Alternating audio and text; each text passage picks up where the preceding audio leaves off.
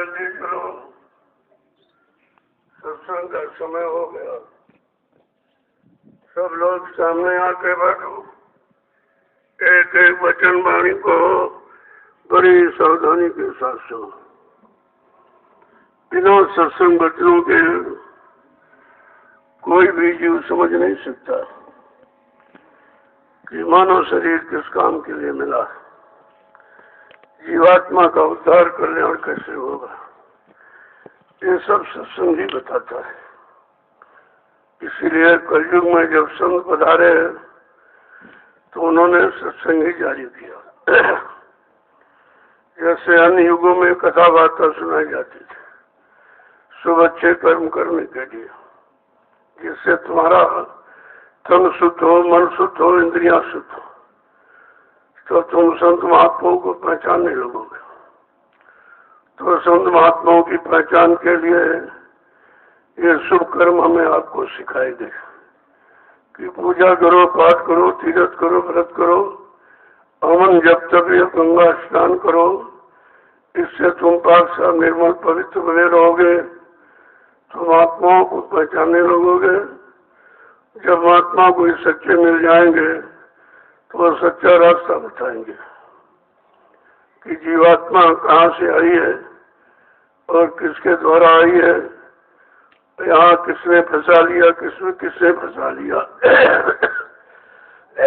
ये सब जानकारी सत्संग से होती है।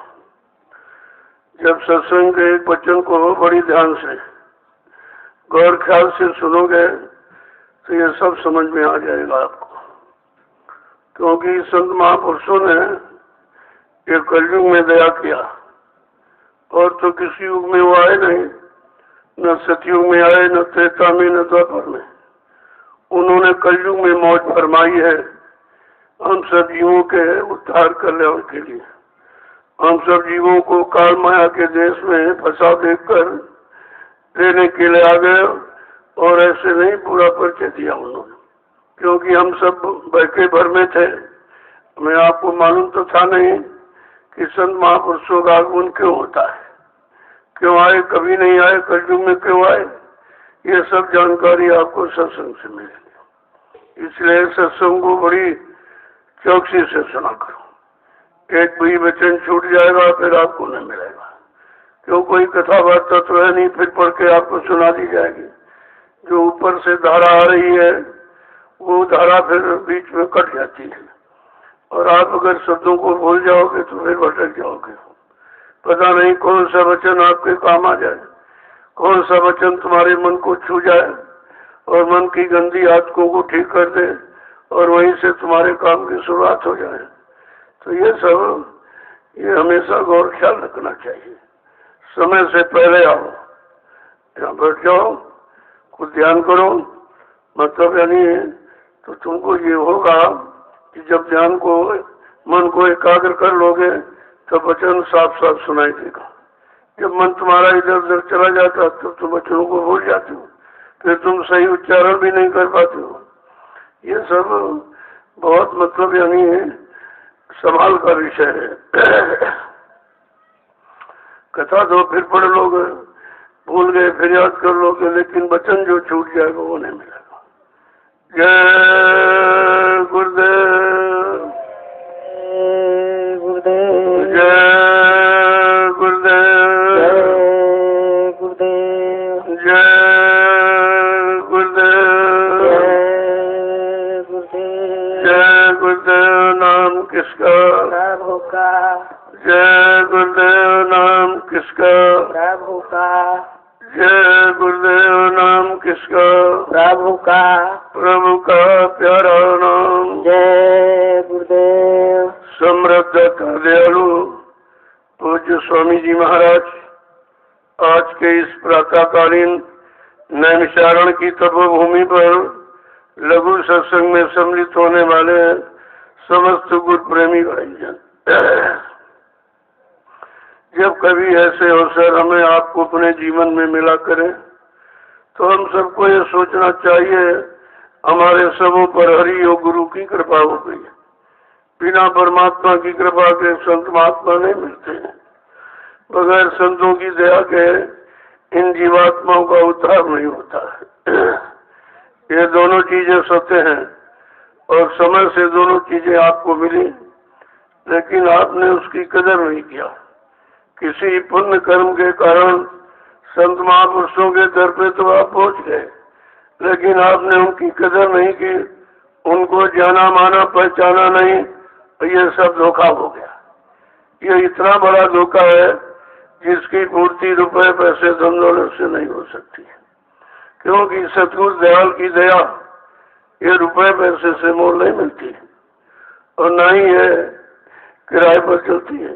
ये तो जब उनकी जैसी मौज मर्जी हम सब कलयुग के जीवों पर हो जाए और दया कृपा मेहरबानी कर दें, तब तो कुछ बन सकता है।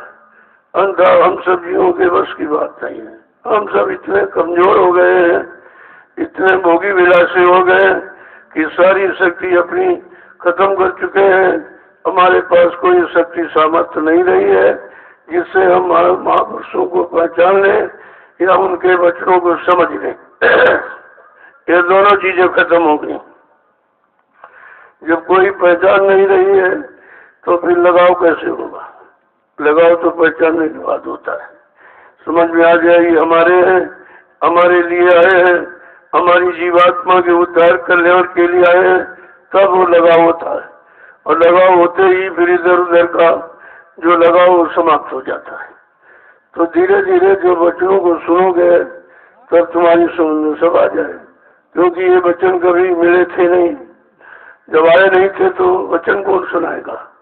जब वो कलयुग में आए तो कलयुग के जीवों को वचन मिला, लेकिन जिनको वचन मिला वो कमजोर बेचारे बहुत हैं। याददाश्त उनकी बहुत खराब कमजोर हो गई और वचनों को समझ ही नहीं पाते कि ये क्या कह रहे हैं, क्यों कह रहे हैं, किस लिए कह रहे हैं, किस काम को बनाने के लिए कह रहे हैं, कहाँ चलने के लिए कह रहे हैं, यह समझ में नहीं आता है। इसीलिए कहा बहुत काल करिए सत्संगा तब हुए संसार सब भंगा। जब बहुत समय तक सत्संग करोगे, सुनोगे, सुनाओगे, पढ़ोगे, पढ़ाओगे नहीं, करोगे, क्योंकि करने का विषय मजबूत होता है। कोई भी करनी अच्छी बुरी करो तो तुरंत आपको उसका अनुभव हो जाता है, और बिना करने के तो अनुभव होता नहीं। इसीलिए महापुरुषों ने कहा अनुभव ज्ञान की जननी है, अनुभव ही ज्ञान की माता है, वहीं से पैदा होता है। तो ये जानकारी सब सत्संग के सिवा तो हो नहीं सकती। इसलिए गौतम को बार बार रोज रोज सत्संग सुनाया जाता। कभी न कभी कोई वचन समझ में आ ही जाएगा, हो सकता उसी से हमारा आपका भला हो जाए। लेकिन जब वचनों को सुनोगे नहीं तो फिर तुम समझोगे क्या, और समझोगे नहीं तो करोगे क्या, और करोगे नहीं तो पाओगे क्या? ये तो सब चीज पाने की होती है। इसलिए जब कलयुग में संत पधारे तो उन्होंने कलयुग वजह सबसे खराब है, वजह सबसे खराब। गोस्वामी महाराज ने भी इशारा किया, ऐसे अधम मनुज खल सतयुग त्रेता नाही और द्वापर कछु के वृंद वो हुई है कलयुग माई। जितने भी गंदे खराब ये सब जीव कलयुग में आ जाएंगे, और उन गंदे खराब जीवों को कोई पकड़ेगा नहीं।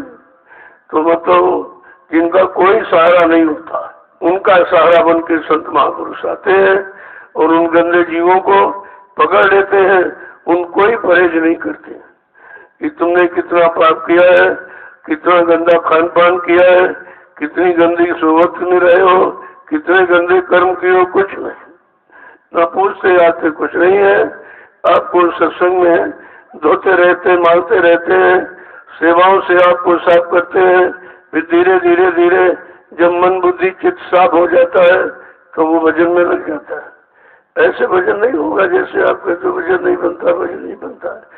अरे बनने की क्रिया तो पहले सीखो कि बनेगा कैसे। जब तुम्हारा मन बुद्धि चित्त साफ बनेगा, जब ये साफ हो जाएगा तब भजन की तरफ चलेगा।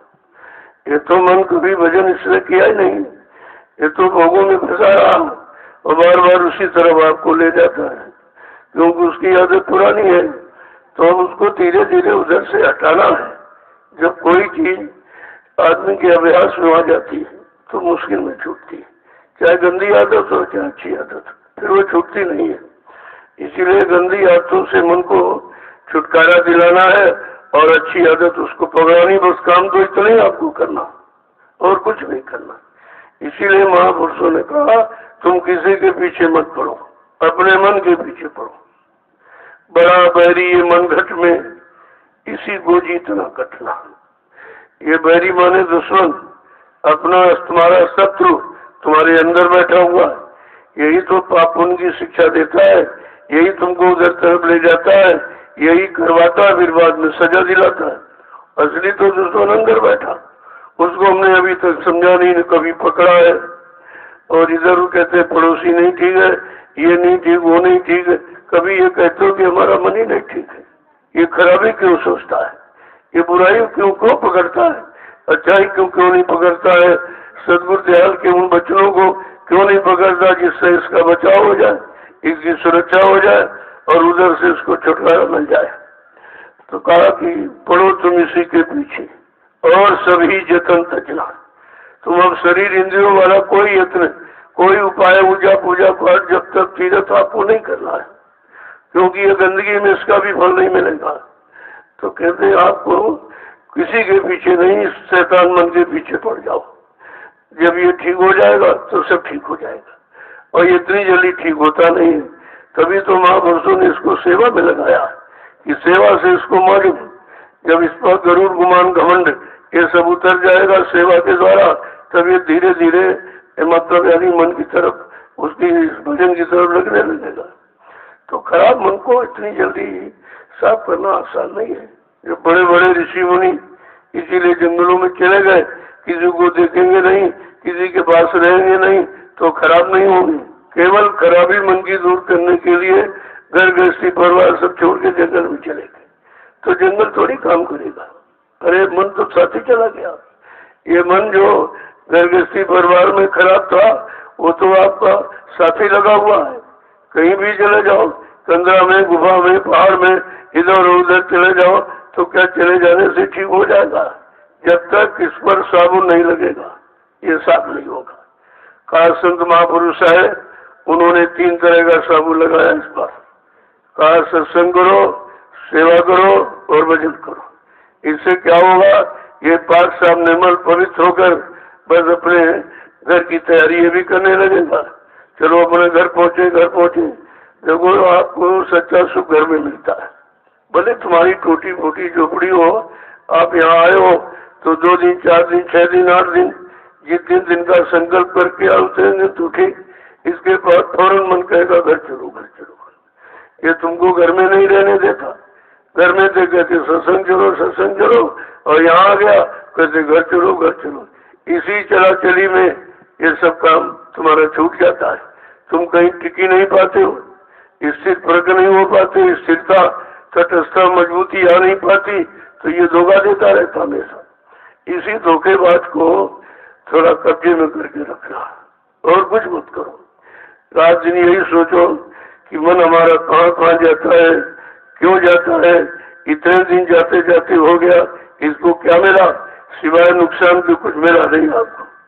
तो अब वहां जाने से क्या मिल जाए? जब पहले नहीं मिला, इतने दिन रहे, तो अब क्या मिल जाएगा? अगर वहां कुछ होता तो मिल जाता। ये मालूम नहीं था कि यहाँ नहीं है। कहाँ वो कहाँ है? कहाँ वो संतों के पास है। तुम्हारा असली काम करने वाला धर्म और उपाय युक्ति संतों महापुरुषों के पास, उनके पास जाओगे तो कोई न कोई रास्ता आपको बता देंगे। बहुत से रास्ते उनके पास। अब तुम्हारा मन जितना जैसे खराब, वही रास्ता तुम्हारे लिए सुलभ हो जाता, बता देते हैं कि भाई इसके लिए ये ठीक है, इसके लिए ये ठीक है, इसके लिए ये ठीक है। तो इसीलिए भिन्न भिन्न रास्ते उन्होंने बताए और भिन्न भिन्न उपाय आपको बताए कि कोई न कोई उपाय तो तुम्हारे काम आ जाएगा। लेकिन जब सुनोगे तो आ जाएगा। तो कहा कि बराबरी मन घट में इसी को जीतना पड़ेगा। तुम कहते हो इसको हरा दिया, उसको हरा दिया, इसको जीत लिया, इस पर विजय प्राप्त कर ली, लेकिन तुमने मन पर विजय प्राप्त नहीं कभी।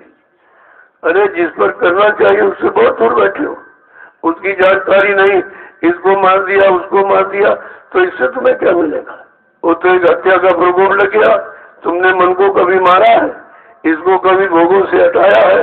इसके अंदर गंदे विचार ये क्यों आते हैं? और गंदगी को इतनी जल्दी क्यों पकड़ लेता? सच्चाई क्यों नहीं पकड़ता? तो तुमने इसको कभी नहीं माना। तो यही जानकारी लोगों को नहीं है। इसी जानकारी का नाम है सत्संग। जब सत्य का संग कर लोगे तो ये सब छूट जाएगा, कुछ नहीं बचेगा। तो सत्संग कोई कथा बात तो थोड़ी है, कोई मनोरंजन नहीं है। ये तो महापुरुषों की वो अमर वाणी है जो अमर देश पहुंचा दे, अमर देश पहुंचाने वाली। ये तो मतलब जन्म मरण वाला देश, उधर वो अमर देश है जहाँ जाने के बाद फिर वापिस कभी नहीं आया जाता। वो तो अमर देश ले जाने की बात करते हैं और हम लोग इस जन्म मरण के देश में रहने की बात सोचते हैं कि मकान अच्छा बन जाए, दुकान अच्छी चलने लगे, व्यापार अच्छा हो जाए, पत्नी पति अच्छे, बाल बच्चे अच्छे मिल जाए। इसी के चलते यहाँ अच्छा कुछ है नहीं। जो अच्छा हम समझ रहे हैं यही बुरा है, यही हमको फंसाए है, यही नहीं निकलने दे रहा। जो तुमको फंसा रहा है, निकलने नहीं दे रहा, वो अच्छा कि बुरा है? अभी तक यही नहीं समझ पाए कि अच्छा क्या है, बुरा क्या है, पाप क्या है, पुण्य क्या है, सुख क्या है, सुख क्या है। इतनी छोटी बात अभी तक न जान पाए हैं, न पकड़ पाए हैं, न चल पाए हैं, न प्राप्त कर पाए। कुछ भी तो काम आपको नहीं हुआ। तो ये काम कैसे होगा? पहले तो विचार करो कि जो हम कर रहे हैं तो बहुत दिनों से कर रहे हैं, तो कुछ मिला नहीं। इतनी पूजा पाठ की, न देवी न देवता भगवान को ही नहीं मिला, समय बेकार चला गया।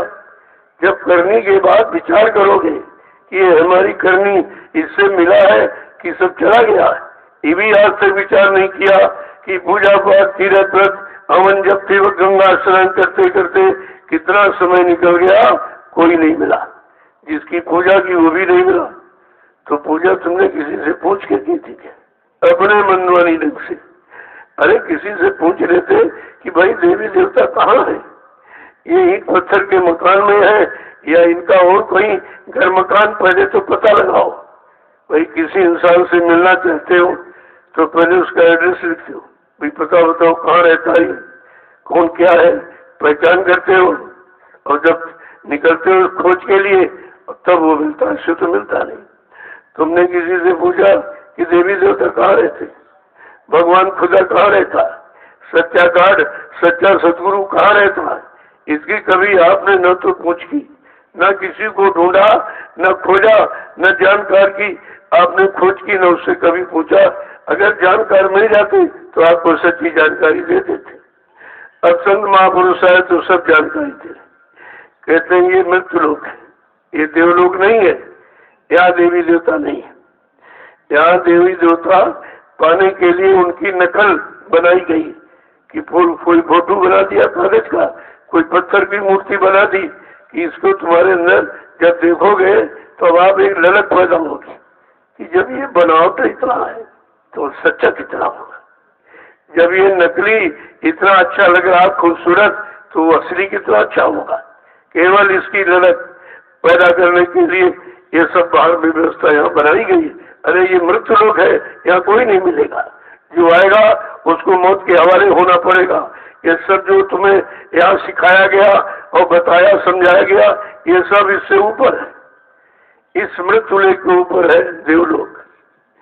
जब ये जीवात्मा इस नाट्य से निकलकर ऊपर चलेगी तो जब शरीर से निकलेगी तो इस काल देश से निकलेगी तब देवलोक पहुंचेगी।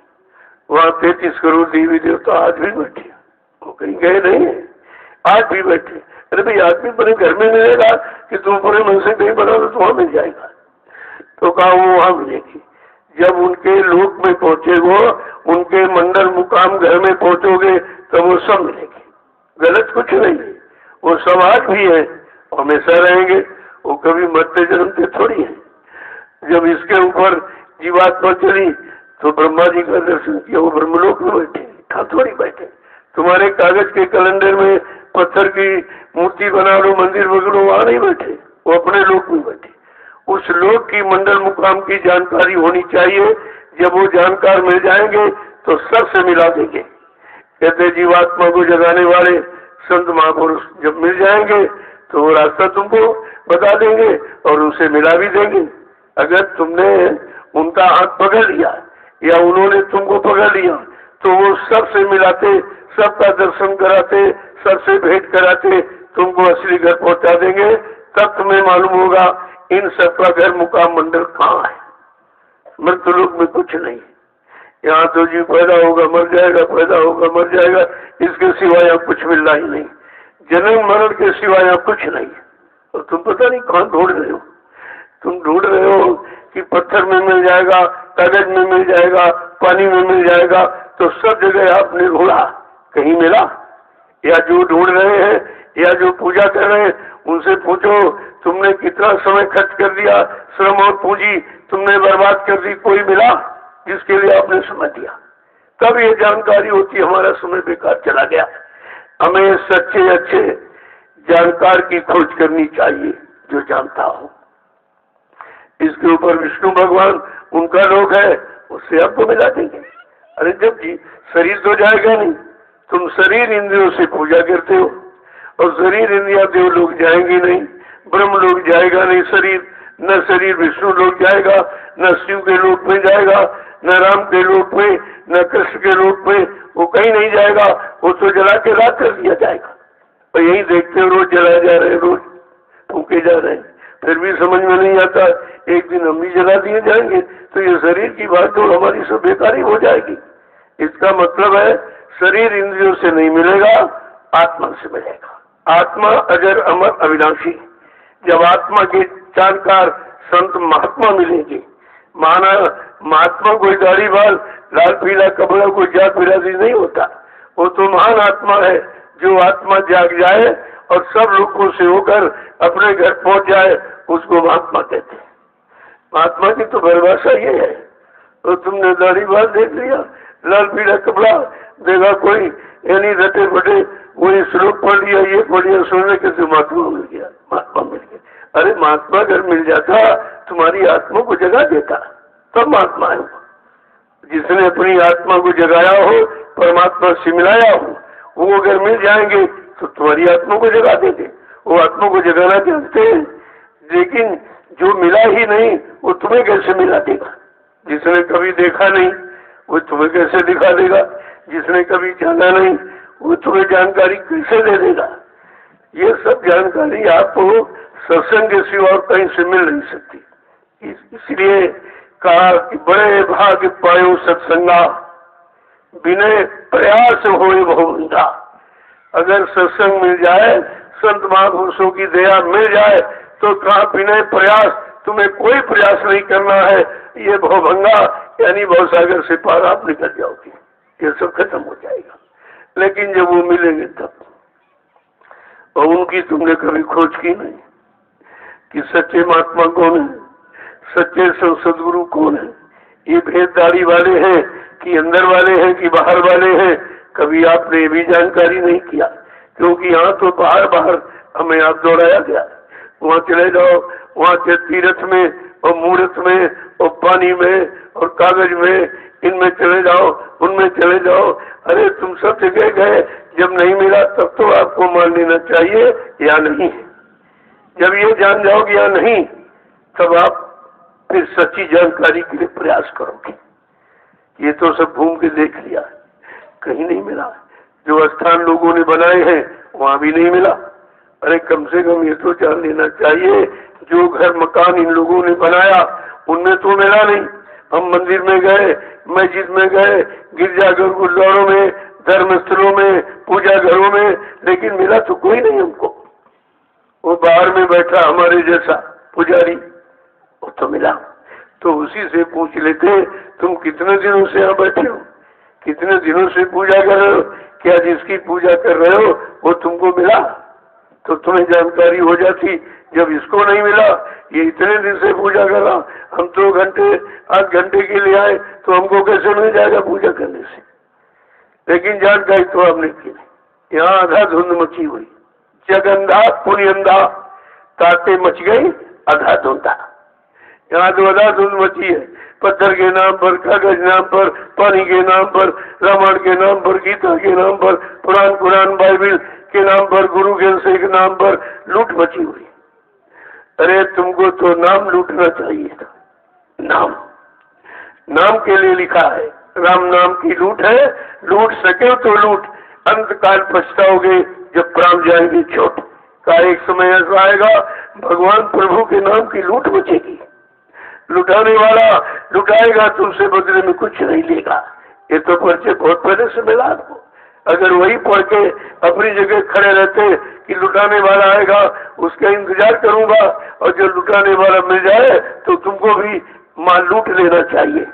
कहा लूट सके तो लूट, अगर लूट सकते हो तो लूट लेना, नहीं शरीर तो एक दिन छूट जाएगा, आपको पछताना पड़ेगा। सब कुछ तो लिखा पड़ी है, लेकिन उसको भी आपने नहीं पाया, उसकी भी जानकारी नहीं लिया। तो जब जो पहले का लिखा वो नहीं जाना तो तुम वर्तमान में लुटाने वाले को कैसे समझोगे? जो जानकारी आपको पहले से दी गई कि लुटाने वाला आएगा, नाम को लुटाएगा, तुम समय से लूट लेना, नहीं पछताओगे, प्राण तो छूट ही जाएंगे, शरीर चला जाएगा। इतनी बड़ी जानकारी कितने पहले से, और अभी तो लोगों ने नहीं समझ पाया इसको। ये लिखा क्यों है? कौन राम का नाम लुटाएगा, कौन राम का नाम असली होगा? वो तो पहचान दे रहे हैं, एक राम दशरथ का बेटा, एक राम घट घट में लेटा, एक राम का सकल बसारा, लेकिन एक राम सबसे न्यारा, उस राम की बात है। वो सबसे न्यारा है, वो अलग अगम अनामी है, उस राम की पहचान आपको लेनी चाहिए, कुछ नहीं। कोई दशरथ वाले लड़के के नाम में फंस गया, कोई इधर फंस गया, कोई इधर फंस गया। जब साफ गोस्वामी जी महाराज ने रामचरितमानस में लिख दिया कि एक राम दशरथ का बेटा, एक राम घट घट में लेटा, एक राम का सकल पसारा, लेकिन एक राम इन सबसे न्यारा, वो सबसे न्यारा है, सबसे अलग थलग है, सबसे अलग लोक में रहने वाला। जब वो आएगा, नाम को लुटाएगा, तब तुम अपने असली घर पहुंच पाओगे। ये बात किसने पढ़ी? लिखा पढ़ी सब, पूरा परिचय गोस्वामी महाराज जी थे। इस नाम में नहीं फंसना, ये तो यही तुम्हारे जैसे सही धारण करके काम के लिए आए थे, और वो काम किया है, मार और काट किया, मार काट हिंसा किया। राम ने कितनों को मारा, कृष्ण ने कितनों को मारा। ये मार काट करने वाला ये संहारक है कि सुधारक है? इतनी भी बात तुम्हारी समझ में नहीं आई। कहा वो दयाल देश से आएगा, वो राम नाम का लुटाएगा, वो दया करने आएगा, मारने काटने नहीं आएगा, सबको समझाने आएगा, पाप कर्मों की माफी दिलाने आएगा, सारी जीवात्माओं को जगाकर उनको घर पहुंचाने आएगा। हमें उसकी जानकारी देनी चाहिए थी, लेकिन कुछ नहीं, सब आपने खत्म कर दिया। तुमने समझा मुझे कुछ नहीं, एकदम दौड़ पड़े, एकदम दौड़ पड़े कहीं कुछ नहीं। तो कम से कम विचार आपको करना चाहिए था। और समझा के कह रहे हैं ये दशरथ पुत्र राम ने किया क्या? एक अहल्या नारी को पत्थर से फिर स्त्री बना दिया, यानी पत्थर से उसको इन शरीरों से निकाल कर घर में पहुंचाया, फिर स्त्री बना दिया। स्त्री तो पहले भी थी, जब अहल्या पहले भी स्त्री थी, और उसको श्राप बस पत्थर बना दिया। और इन्होंने क्या किया? फिर स्त्री बना दिया। तो तरह कहाँ किया? उद्धार किसका किया? ये भी तुम नहीं समझ पाए। उद्धार हुआ कि फिर उसको यानी शरीर स्त्री से शरीर में भेज दिया, फिर इतना कर दिया। केवल रूप परिवर्तन और कुछ नहीं होता है। तो कहती है कि एक राम तापस थी अतारी, कहा इस राम ने केवल तपस्या, अपनी तपस्या के बल से एक स्त्री को जो पत्थर हो गई थी उसको फिर स्त्री ही बना दिया, इतना कर दिया, लेकिन उसकी जीवात्मा का उद्धार नहीं किया। तो कहते हैं एक राम तापस्ती तारी, नाम कोटि कर कुमत सुधारी। वो सच्चा राम का नाम करोड़ों दुष्टों की मति में सुधार कर देगा और उनको असली रास्ता यानी दिखा करके उनको घर पहुंचा देगा। बात तो उसकी हो रही है, लेकिन समझ में आपकी कुछ नहीं आया। जो तुम्हारे घर में 550 वर्ष पुरानी रामचरितमानस लिखी रखी हुई, अगर उसको पढ़ लेते तो सारी शंका का समाधान हो जाता, क्योंकि वो संत गोस्वामी जी महाराज का अनुभव है। वो किसी कथावाचक का, किसी विद्वान बुद्धवान का नहीं है। वो संत जिसने सब प्रांत करके अपनी जीवात्मा को अंत देश में पहुंचाया, जो सबसे अंत में है अनामी धाम, वहां पहुंचा दिया था। तब उन्होंने हम सब जीवों के मतलब समझाने बताने के लिए उन्होंने ये रामचरितमानस को लिखा कि हमने तो बड़ी मेहनत से पाया, चलो इन सबको सरल बना दे कि कैसे मिलेगा, किसके द्वारा मिलेगा और कहाँ मिलेगा और कब मिलेगा। ये उन्होंने सब लिख दिया। तो मुझको भी नहीं, केवल बांसते मनोरंजन बनाए घूम रहे, लाउड स्पीकर लगाया, बस गाना बजाना शुरू कर दिया, रात भर चिल्लाते रहे 24 घंटे और पता कुछ नहीं, एक भी शब्द नहीं मालूम है कि ये लिखा क्यों गया। ये बांटने के लिए, ये लोगों को सुनाने के लिए लिखा कि अपने अंदर उतारने के लिए, अपनी जीवात्मा का कल्याण करने के लिए लिखा है। इस पर ही तो अभी तक विचार नहीं कर पाए, तो फिर आगे क्या कर सकेंगे। लेकिन आपको तो सब जानकारी दी जा रही, पूरा इधर का भी उधर का भी, उधर का बीच का ऊपर का नीचे का सब। जब सब जानकारी मिल जाएगी तो आप फंसोगे नहीं कहीं। जब जानकारी नहीं तुम कहीं भी फंस सकते हो। जब यहाँ गंदे लोग में फंस गए हो और अभी गंदगी में फंसे, कोई अच्छी जगह तो आप फंसे नहीं, गंदगी में तो हम पूरा कचरा नाली यानी मतलब गंदगी और बदबू में फंसे, वहां से निकल नहीं पा रहे हो। तो वहां तो अच्छे अच्छे लोग हैं, वहां गंदगी वाला काम ही नहीं। ये शरीर नहीं है जो मलमूत्र आता हो या गंदगी होती हो, वो तो बिल्कुल पाक साफ निर्मल पवित्र है। जब वहां पहुंचोगे तो तुम्हें निकल नहीं पाओगे। लेकिन जिसने वादा किया कि हम तुम्हारी जीवात्मा को तुम्हारे घर पहुंचाएंगे, सब लोगों की सैर कराएंगे, सारे लोगों को दिखाएंगे, पहचान कराएंगे कि देखो ये लोग नीचे वाले लोग से भी अच्छा, उससे ये अच्छा, उससे ये ऊपर वाला अच्छा, उससे ये ऊपर वाला अच्छा, और सबसे अच्छा वो तुम्हारा घर है जो अनामी धाम, वो सबसे अच्छा पाक साफ निर्मल पवित्र, में कोई गंदगी नहीं है। उस देश से आए हैं, उस देश में हमें आपको ले जाने के लिए, लेकिन अभी कोई तैयार नहीं। जब 86-87 में एक आवाज लगाई गई आपके सामने, धाम चलो अपने भाई पराए धाम क्यों रहे, ये किसी आवाज दूसरे की नहीं, कोई नहीं लगाया। कहा तुम अपने घर चलो, तुम्हारा ये घर नहीं जहाँ तुम फंसे हो, ये धोखा है, यहाँ तुमको रहने नहीं दिया जाता। कभी कभी पशुओं में गए तो वहां भी मर गए, और पक्षियों में जन्म लिया वहां मर गए, कीड़े मकोड़ों में जन्म लिया वहां भी मर गए, और ये सारी सगल अगर जाग न पाए तो ये भी मर जाएगा। ये भी शरीर मरने वाला है, ये कोई अमर रहने वाला नहीं है। लेकिन इस शरीर को अधिकार है किसी संत महात्मा की तलाश करके अपने घर जा सकती जीवात्मा। जीवात्मा को मनुष्य शरीर में अधिकार मिला है और किसी शरीर में नहीं। तो कितना बड़ा सौभाग्य मिल गया। तो हमको जिस काम के लिए ये शरीर मिला, हमको उसी काम में लगाना चाहिए। और तुम फिर वही पशु पक्षी वाली पुरानी आदत, खाना पीना, सोना, बच्चे पैदा करना, मल मूत्र त्याग करना, इसके अलावा तुम मानव शरीर का भी कोई अर्थ नहीं समझ पाए अभी तक। कितना दिखाया, सुनाया, समझाया गया। जिस सम्राट दादा सदगुरु दयाल ने हमारे आप को समझाने बताने के लिए 60 वर्ष खर्च किए। 10 जुलाई 1952 से 2012, इतना समय किसी ने नहीं दिया। इतनी हमदर्दी किसी ने मृत्यु मंडल में आके जताई नहीं जितनी बाबा देव गुरुदेव जी महाराज ने। आपने उनको अपना गुरु बनाया और फिर भी नहीं समझ पाए कि गुरु किस काम के लिए आया है, कौन सा काम करके जाएगा। वो हमारे काम के लिए आया, हमारी जीवात्मा को जगाने के लिए आया, परमात्मा से मिलाने के लिए आया। न जीवात्मा जगी, न परमात्मा से मिली, न घर पहुंची, कहते वो मर के चले गए। ये प्रचार और शुरू कर दी, ये प्रचार और शुरू हो गया। अभी कोई काम नहीं हुआ। तो क्या झूठे थे? क्या झूठ बोलने वाले को आपने अपना गुरु बनाया था? ये सब आपसे पूछा जाएगा कि तुमने भी छोड़ कैसे दिया, तुम भूल कैसे गए। जब उन्होंने ये कहा था 1959 में, लिख लो तारीख, कोई नहीं बताएगा, ये 1959 में कहा बच्चा ऐसे आगे ऐसी स्थिति परिस्थिति बना के तैयार कर दूंगा, फिर मैं कुछ दिनों के लिए तुम्हारे से दूर चला जाऊंगा।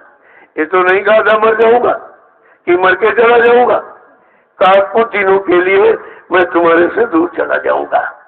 तुम इतनी जल्दी न मुझे पहचान पाओगे, न मतलब समझ पाओगे, लेकिन मैं समय पर अगर अपने समस्त कामों को पूरा करके दिखाऊंगा। लेकिन तुम मेरा इंतजार भजन करके करते रहना। जब भजन करते रहोगे तो काम को पहचान लोगे। नया माँ भी जाएंगे, काम भी शुरू कर देंगे, तुम पहचान नहीं पाओगे। तो कितने लोगों के पास पहचान है? इतनी तो बात आपको समझनी चाहिए। ये सब पहले बता दिया, ऐसा नहीं है।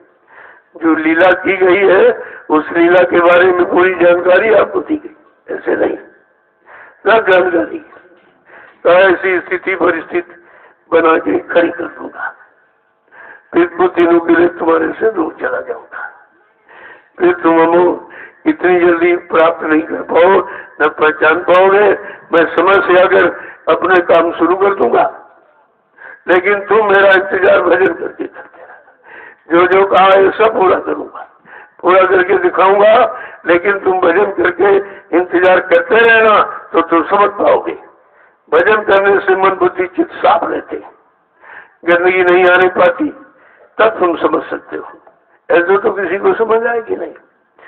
तो ये तो जानकारी आपको सब पहले से पहले दी गई, लेकिन तुमने कोई जानकारी रखी नहीं, किसी तरह की नहीं रखी। जानकारी नहीं की तभी तो भूल भुलैया भी चले गए। तब तुम्हारे बात से खत्म हो गया, सब चीज आपने खत्म कर दी। तो कहा कि कैसे कैसे महापुरुष इस भूमंडल पर आए, हमारे आपके लिए आए, हमारे आप पर दया करने आए, हमें आपको सही सच्चे रास्ते पर खड़ा करने के लिए आए, लेकिन हम उनको पहचान ही नहीं पाए। तो जरा महापुरुषों के दो वचन सुन लीजिए तो आपको विश्वास होगा। नहीं ऐसे अगर बताया जाए तो आप होगे अपने मन से कुछ बना चुना के कह रहे। वैसे महात्माओं को प्रमाण देने की जरूरत नहीं, वो खुद ही प्रमाण होते, वो तो खुद ही प्रमाण होते, उनको प्रमाण देने की जरूरत नहीं है। तो देखो समझा के क्या कह रहे हैं कि गुरु मिले परम पद दानी, गुरु मिले परम धन दानी, गुरु मिले परम पद दानी, गुरु मिले परम पद दानी। क्या गतिमति उनकी बखानी, क्या गतिमति उनकी बखानी। कहते गुरु परम पद बने, परम पद की प्राप्ति कराने वाले। ये पद नहीं प्रधानमंत्री पद मिल गया, राष्ट्रपति बन गया, पद नहीं। ये पद तो नाशवान है, ये शरीर के साथ खत्म हो जाएगा। लेकिन गुरु परम पद जो सबसे पावन पवित्र असली तुम्हारा पद है, पिया पद, कहते वो मिलाने, वो देने के लिए आए हैं। दानी है, वो दान करने आए। गुरु मिले परम पद दानी, क्या गतिमत उनकी कही बखानी। उनकी गतिमति को क्या बखान किया जाए कि कौन सा दान देने आए हैं, कौन से परम पद की प्राप्ति कराने आए हैं।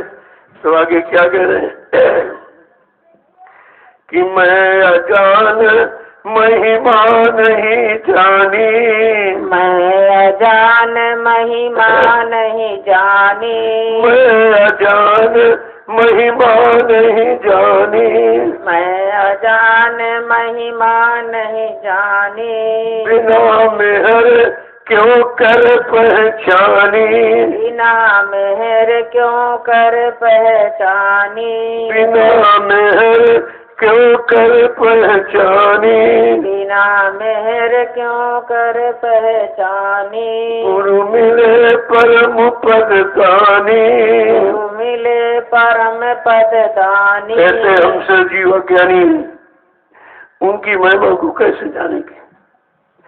क्या महिमा है, किस काम के लिए आए, कितना बड़ा काम लेके आए जो कभी नहीं हुआ, कहते हम पहचान नहीं कर सकते। और बिना उनकी दया के, बिना कृपा के हम पहचान भी नहीं सकते। अगर अपनी मानव बुद्धि लगाकर आप पहचान करना चाहो तो शंका में चले जाओ। तुमने मानव बुद्धि से उनको पहचानने की कोशिश की, सब शंका में चलेगी। कोई इधर बग गया, कोई उधर बग गया, कोई किसी को विश्वास नहीं हुआ। लेकिन जिन पर मेहर दया सतगुरु की, कहा जिन पर उनकी कृपा दया मेहरबानी होगी, कल वो पहचाने, वही पहचान पाए हैं। आगे क्या कहने कि गति अति गोप न जाने वेदा, गोप न जाने वेदा, गति अति गोप न जाने वेदा, गति अति गोद न जाने गोपा। देखो उच्चारण भी नहीं कर पाते हो, सुनो तो फिर चुपचाप सुनो। इतने अज्ञानी जीव है जो कहो वो भी नहीं दोहरा नहीं पाते, फिर तुम कैसे कर पाओगे? अभी देखो तुम्हारी कैसी याददाश्त कितनी कमजोर है। बड़े साफ साफ शब्दों में कह रहे कि गति अति गोप न जाने वेदा, ज्ञान जोग कर मिले न भेदा, ज्ञान जोग कर मिले न भेदा। देखो कितना साफ साफ कह रहे हैं, इनकी गति, इनका राज रहस्य जो गोपनीय है वो 4 वेद 6 7 18 पुराण भी नहीं जानते, कहा वेद भी उनकी महिमा नहीं जानती। नेति नेत के वेद गोहरा में संत मता वेद नहीं पावे, कहा जो संत मत है संत महापुरुषों का वो वेद भी नहीं जानता है। इसीलिए कहा वेद थके ब्रह्मा थके, थकी गए शेष महेश, और गीता का नहीं गम नहीं, वो सतगुरु का देश, वो सतगुरु का देश है जिसको 4 वेद 6 7 18 पुराण भी नहीं जानते, ब्रह्मा विष्णु महादेव भी नहीं जानते, राम और कृष्ण देवी देवता ये कोई नहीं जानते। ये अगम भेद है, कहते इसको कोई नहीं जानता है। ज्ञान और योग तरह तरह का किताबें पढ़ के आपने अक्षरों का ज्ञान समेट के रखा है, और जो शरीर से जो भी किया है कहा वो भी इसका इनका भेद नहीं जान सकते। बिना मेहर सतगुरु के ये भेद न जाने कोई। जब तक उनकी दया कृपा मेहरबानी नहीं होगी ये राज और रहस्य कोई जान नहीं सकता संत महापुरुषों का। और ये दया मेहर कैसे मिलेगी? जब उनके आदेश हुक्म का पालन करोगे। जब कोई आदेश मिल जाए, हुक्म मिल जाए, उसका तुरंत वैसा ही पालन हो, तब तो उसमें भी तुम में करते ऐसा क्यों कह दिया, ये क्यों बता दिया, ऐसा क्यों समझा दिया, यानी तरह तरह से तुम्हारा मन अभी शंका संदेह भूल भ्रम में फंसा हुआ है, तुम सच्चाई को समझते नहीं हो। उनके बताने में, उनके शब्दों में कोई तर्क वितर्क नहीं हो सकता। वो तर्क का विषय नहीं है, वो तो मूल ज्ञान का विषय है। उसमें क्या तर्क? कह दिया ये सूरज है, क्या तर्क करोगी? ये हवा है, क्या तर्क करोगी? इनमें कुछ तर्क चलेगा तुम्हारा? तो कम से कम ये तो इससे भी परे है। कहा वो कि गनी भेद न जाने वेदा, यानी वेद भी जिनका भेद नहीं जानते, जबकि वेदों को सर्वोपरि यहाँ माना गया। वो केवल काल की सृष्टि में सर्वोपरि है, लेकिन दयाल की सृष्टि में उनके पास कोई जानकारी नहीं है। आगे क्या कह रहे हैं देखो, एक एक चीज को कैसे करके बताते हैं कि पद उनका इनसे, पद उनका रहे जो दूरी, पद उनका इनसे दूरी, ये तक रहे काल मजूरी, ये तक रहे काल हजूरी। का इनका पद सबसे दूर है। ये अनामी पद से आए हैं जो यहाँ से कोई नहीं आया। का इनका पद सबसे अलग न्यारा है। और तुम तो जो काल की मजदूरी कर रहे हैं, काल की कमाई कर रहे हैं, काल के नियमों को मान रहे हैं, वो तो बहुत ही दूर हो रहे हैं। ये अपनी दूरी दयाल से बढ़ा रहे हैं, क्योंकि काल फंसने की बात बताता है और दयाल निकलने की बात बताता है। बिल्कुल विरोधाभास, एकदम उल्टा। वो फंसाने की कहा तुम यहाँ काल की मजदूरी कर रहे हो, उसी के इशारे पर चल रहे हो, उसी के बनाए रास्तों पर चल रहे हो, उसी के दिए सामान को पकड़ रहे हो। कहा तुम जो काल की मजदूरी करने वाले, वो दयाल के राज रहस्य को क्या जानेंगे? उनकी समझ में क्या आएगा? कहते कि इसलिए समझा के कह रहे हैं उनका पद इनसे बहुत दूर है। वो तो सबसे अलग थलग है एकदम। मतलब न ब्रह्मा जानते न विष्णु जानते न शंकर जो सब कुछ यहाँ माने गए। यही सृष्टि के सर्वश्रेष्ठ माने गए हैं कि विधि हरिहर जिनकी गति नहीं जाने का विधि माने ब्रह्मा और हरि माने विष्णु और माने हर हर माने शंकर का ये तीनों जिनकी गति को जानते ही नहीं, जिनको भेद के नहीं जानते, जिनके देश को नहीं जानते हैं, कहा तुमको क्या बताएगा कौन? जब वो आएंगे वही तुमको भेद बताएंगे। उनका भेद यहाँ कोई बता नहीं सकता। जब कोई भेद नहीं बताएगा तो जानेंगे क्या? जब जानेंगे नहीं तो पहचानेंगे कैसे? पहचानेंगे नहीं तो अपना कैसे बनाएंगे? अपना नहीं बनाएंगे तो अपना काम कैसे कराएंगे? ये सब जानकारी हमें आपको रखनी चाहिए। क्या कह रहे हैं? ये दयाल पद अगम अपारा, ये दयाल पद अगम अपारा, तीन सून से आगे न्यारा, तीन सून से आगे न्यारा। कह रहे ये दयाल पद है जो अगम अपार है। और यहाँ काल शक्ति आई, दयाल शक्ति आई।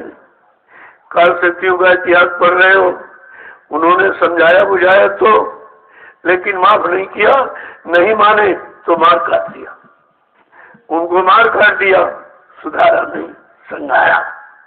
यहाँ संघार को सुधार कह रहे हो तुम। सुधार करके राम ने सुधार किया, किसने? कौन सा सुधार किया? अरे संघार सुधार नहीं होता। अगर चोर डकैत को मार दो, गोली मार दो, क्या ये सुधार है कि संघार है? यहाँ संघार को सुधार कहते हैं। सुधार का मतलब समझा बुझा करके उनकी मन बुद्धि चित्त को पाक निर्मल करके मोड़ दो और उनको उधर से इधर लगा दो, साधु बना दो, साधु बना दो। ये सुधार है। और ये उदाहरण भी आपके रामचरितमानस में वाल्मीकि जैसा चोर डकैत कोई नहीं था। छीना झपटी राजनी के सिवा कोई काम नहीं था। जब उसको ब्रह्मज्ञानी बना दिया, ये संतों का, ये संत ज्ञान है। संत ज्ञान अमिट है। कहा कि जिस पर दया कर दे बदल देंगे।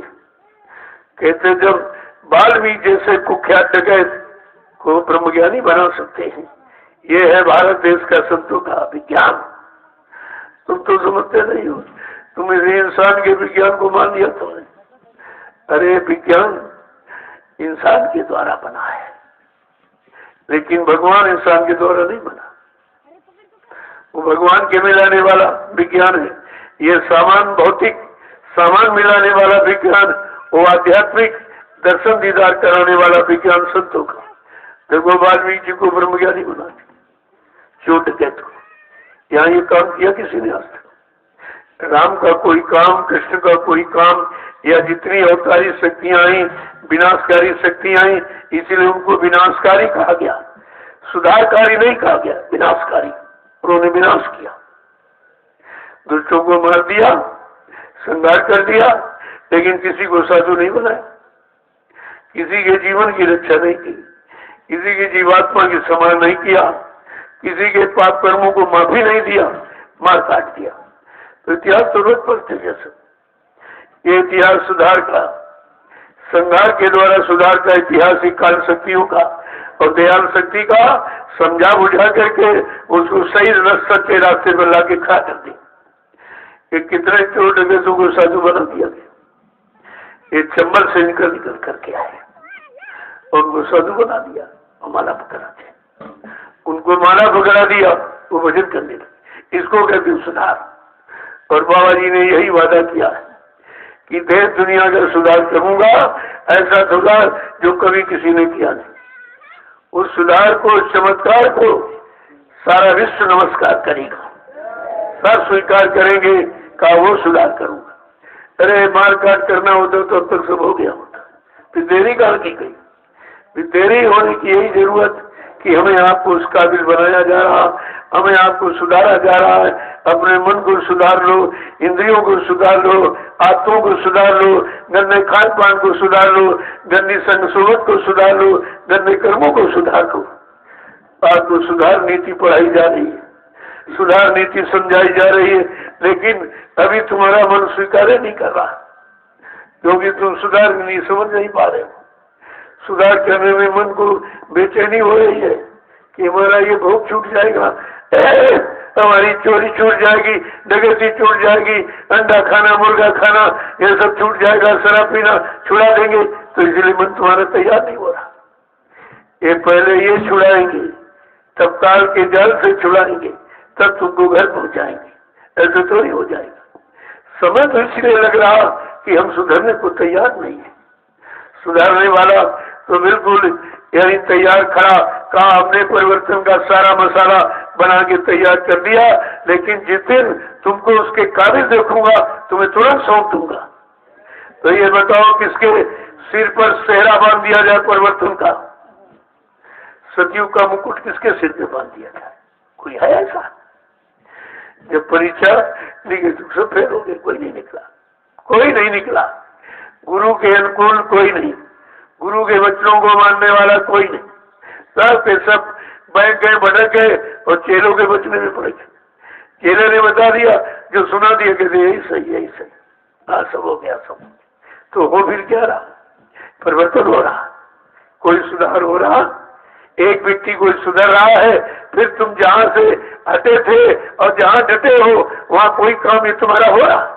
फिर भी तो तुम्हारी समझ में नहीं आ रहा कि हमारा काम जब गुरु शरण में नहीं आया हुआ तो चेहरे के शरण में कैसे हो जाएगा? इतनी छोटी बात अभी तक नहीं पकड़ पाए, फिर कब पकड़ोगे? कब पकड़ोगे? कब जानोगे? कब मानोगे? फिर आगे देखो क्या कह रहे हैं समझा करके।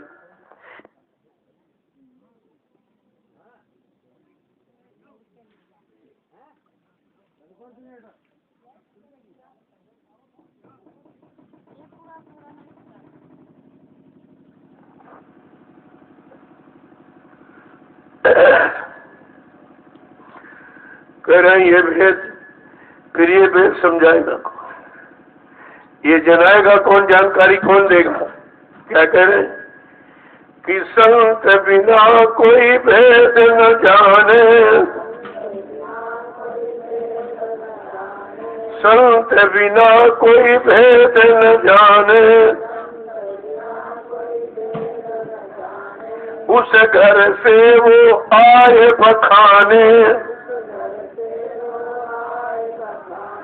उस घर से वो आए बखाने। देखो कितना साफ साफ कह रहे, कोई पर्दा नहीं रखा। कहते हैं संत बिना ये भेद कोई नहीं जान सकता है, और जो संत उस देश से आया, उस देश से इस देश में आया, और इस देश से हमें आपको निकालने के लिए आया, काला वो ये राज बताएगा, वो ये सब जानकारी आपको देगा। इसके सिवा यहाँ का भेद कोई जान ही नहीं सकता। आगे क्या कह रहे हैं कि मैं भी उन चरणन कर दासा, मैं भी उन चरणन कर दासा, भई परतीत बंधी पद आशा, भई परतीत बंधी पद आशा। मैं भी उन्हीं के चरणों का दास हूँ। उनका जब दास हो जाऊंगा, दास माने अपना वहां कुछ नहीं कहना, अपना वहां कुछ सोचना ही नहीं, बस केवल उन्हीं पर निर्भर है। जो कह दे वही ठीक है, जो बता दे वही ठीक है। कहा मैं भी उन्हीं चरणों का दास बन जाऊं, और जब दास बन जाए तब का उनसे पीठ प्रतीत हो जाएगी। हमारी आशा उस पद में बन जाएगी जो हमारा असली पद है, घर है, उसकी तरफ हमारी आशा हो जाएगी। यहाँ की आशा पाशा सब समाप्त हो जाएगी। आगे क्या कह रहे हैं कि सूरत सप्त मार्ग मुहि दीना, सूरत सत मार्ग मोहि दीन्हा, कृपा कर अपना कर लीन्हा,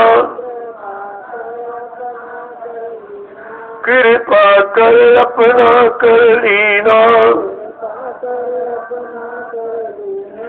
कहते हमारी सूरत को सत में लगा दिया। जब मैंने उनको अपना बना लिया, मैं उनका दास बन गया, उनकी दया मिल गई, तो हमारी सूरत जीवात्मा को कहते शब्द में लगा दिया। कैसे कह रहे हैं? शब्द मार्ग मदीना, हमको शब्द का मार्ग दे दिया। इधर का इंद्रिय भोगों वाला मार्ग से मन को हटा दिया, उधर शब्द मार्ग में लगा दिया। कहा हमको वो दे दिया और कृपा करके हमें अपना लिया, यानी दया कृपा मेहरबानी करके हमको अपना बना दिया। आगे क्या कह रहे हैं? कितनी दया अभ्यास करूं मैं यही, नित्य अभ्यास करूं मैं यही, एक दिन पाऊं सत स्नेही, एक दिन पाऊं सत विदेही। क्या करें? जो उन्होंने शब्द का हमारा रास्ता दे दिया, मैं उसका अभ्यास करने लगा। कहे नित्य रोज नागा नहीं किया, रोज उसका अभ्यास किया। और अभ्यास करने पर क्या हुआ? एक दिन उन्होंने शब्द की प्राप्ति करा दिया, वहां पहुंचा दिया जहाँ के लिए शब्द मार्ग दिया था रास्ता, कबीर उन्होंने उनको वहां पहुंचा दिया। आगे क्या करें? कि सतगुरु मेरे परम दयाला, सतगुरु मेरे परम दयाला, सतगुरु मेरे परम दयाला, सतगुरु मेरे परम दयाला, करूं आरती हो निहाला, करूं आरती हो निहाला, करूं आरती हो निहाला। करूं आरती हो निहाला। कहते एक दिन जब पद में पहुंचा दिया, कहा सतगुरु मेरे बहुत दयालु है, मुझ जैसे खराब गंदे जीव पर दया कर दिया और घर पहुंचा दिया, क्योंकि मैंने उनको अपना बना दिया। मैं उनका दास बन गया कि उनके सिवा और कुछ नहीं, ना कुछ देखना, ना कुछ सुनना, ना कुछ कहना, केवल उन्हीं को अपना मान लिया, तो उन्होंने हमको घर पहुंचा दिया। ये परम दयालु है, ये कृपालु है, ये दया कृपा करने ही आए हैं। लेकिन हम सब लोग अपनी मनमुक्ता में रहते। अगर गुरुमुक्ता सीख जाओ, अपना मुंह गुरु की तरफ लगा दो, जो कहें वही सुनेंगे, जो बताएंगे वही करेंगे, जो दिखाएंगे वही देखेंगे, जहाँ चलाएंगे वही चलेंगे, जहाँ पहुंचाएंगे वही पहुंचेंगे। जब ऐसी धारणा हमारी आपकी बन जाएगी, तो इधर उधर झांकना ताकना सब बंद हो जाएगा। कहते क्या करें? कहा फिर उनकी आरती वंदना प्रार्थना नित्य करके मैं निहाल हो गया, मेरा उद्धार हो गया, मेरा कल्याण हो गया। देखिए आगे क्या करें?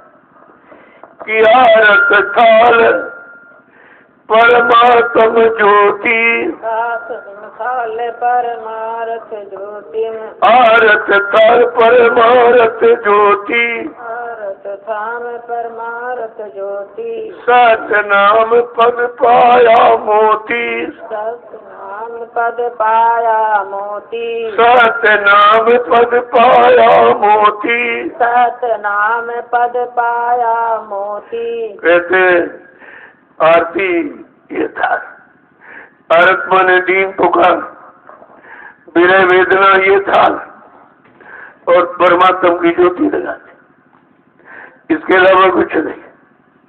परम प्रकाश स्वरूप दिन राती, ना चाहिए कर दिया और बाती। कहा वो परम प्रकाश है, अनवरत हमेशा कंटिन्यूस हुआ करता, कभी बंद नहीं होता। ऐसा वो प्रकाश न धीमा होता न तेज होता, न कभी खत्म होता है। कहा उस परम प्रकाश उस ज्योति में पहुंचा दिया है। कैसे बता रहे, समझा रहे। जब उनका दास बन गया, अपनी मनमुक्ता से हटकर गुरुमुक्ता में लग गया, उनका दास बन गया, उन्होंने ये सब हमारा काम कर दिया, हमें घर पहुंचा दिया। ऐसा सदगुरु दयाल दाता जब मृत्यु मंडल पर आता है, जो उनको पहचान पाता वही उनका हो जाता है, उसी का काम हो पाता। बाकी मनमुखियों का काम कभी नहीं। मनमुख आपको संसार की तरफ भगाएगा और गुरुमुख गुरु की तरफ लगाएगा। अब आपको ये समझना है कि ये मनमुखी है कि गुरुमुखी है। क्या हमारा मन अभी मनमुखी है कि गुरुमुखी है? यही हम नहीं समझ पाए तो दूसरों को कैसे आप पहचानोगे? आगे क्या कह रहे हैं, कितने समझा के ढकते कि भाव भक्ति से आरत कीनी, भाव भक्ति से आरत कीनी, भाव भक्ति से आरत कीनी, भाव भक्ति से आरत कीनी, पद सतगुरु जल में भय बीनी, पद सतगुरु जल में भोगीनी, पद सतगुरु जल में भय मीनी। सतगुरु जल में वो क्या समझा रहे हैं? भाव भक्ति से, ये गाने बजाने से नहीं, कोई स्वार्थ का भाव रख के आरती पूजा नहीं किया, ये मिल जाए ये मिल जाए वो मिल जाए कहते से भाव भक्ति से आरत की नहीं। जब अंदर का भाव बन गया, बाहर का भाव खत्म हो गया, संसार की तरफ से भाव समाप्त हो गया और गुरु की तरफ भाव बन गया, तब कहते सतगुरु पद जैसे मीनी माने मछली, जैसे मछली जल में अपना सर्वस्व समझती है, बाहर रहकर तड़पती मर जाएगी, रुक नहीं रह नहीं सकती, बिना जल के रह नहीं सकती। ऐसे बिना सद्गुरु के एक पल भी नहीं बीत सकता खुशहाली में का। इस तरह का भाव होना चाहिए, जैसे जल के बिना मछली नहीं रह सकती, ऐसी सद्गुरु के बिना जीव नहीं रह सकता, न जीव घर जा सकता है।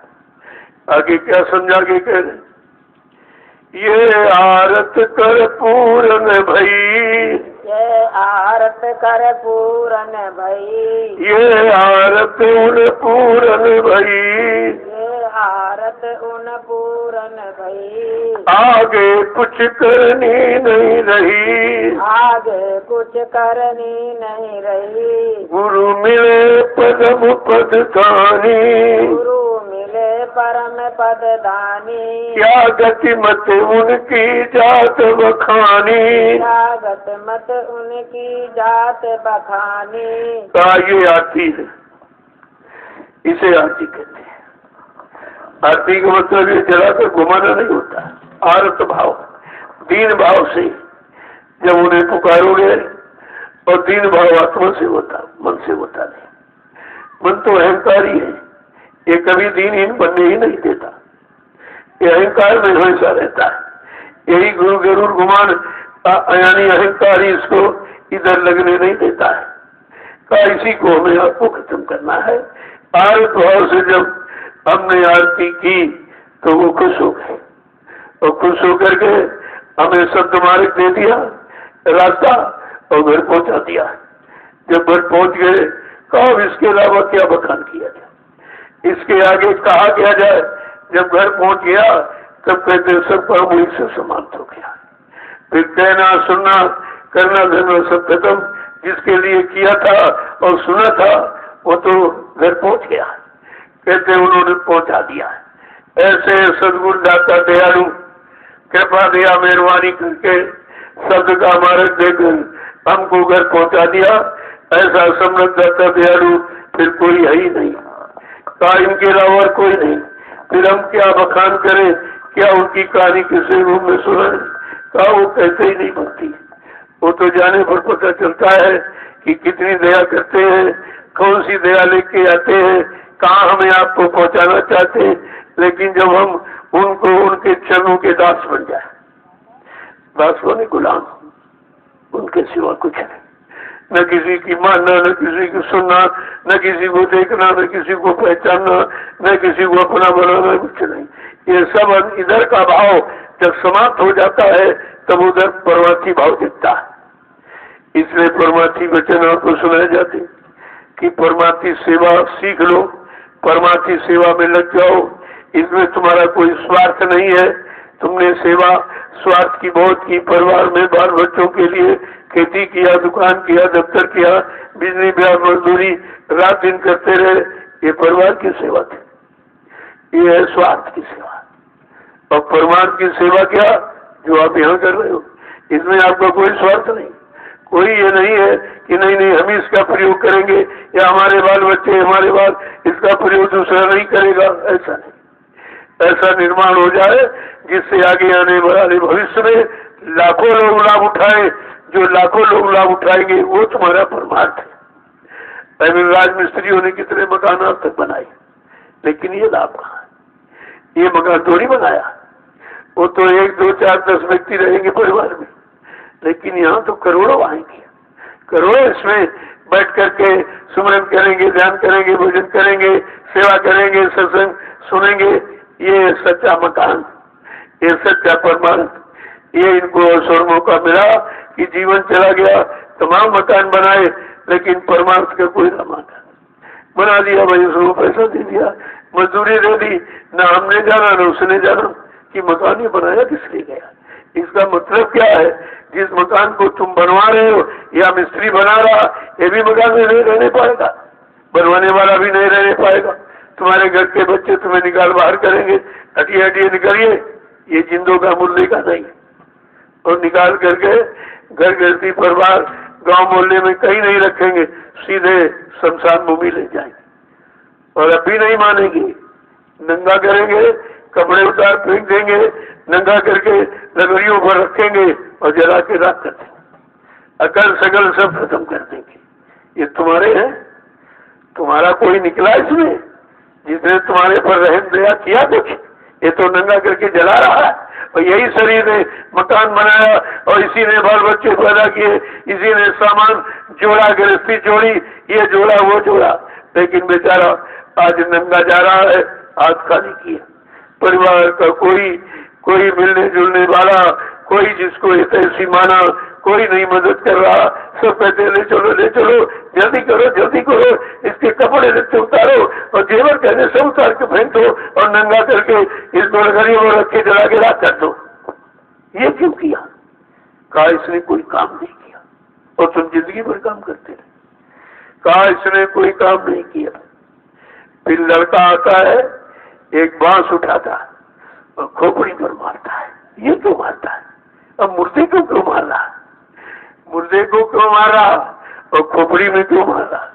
कहा ये 10वां द्वार अगर इसने खोल दिया होता तो आज इसकी ये दशा नहीं होती। ये 10वां द्वार 9 द्वारों में फंसा रहा, आंखों में, कानों में, नाक में, नीचे मलमूत्र, गुदा इंद्री, इनमें फंसा रहा। कहा इसको बताया जा रहा बांस मारकर कि अगर ये द्वार खोल लेता तो इसका काम हो जाता।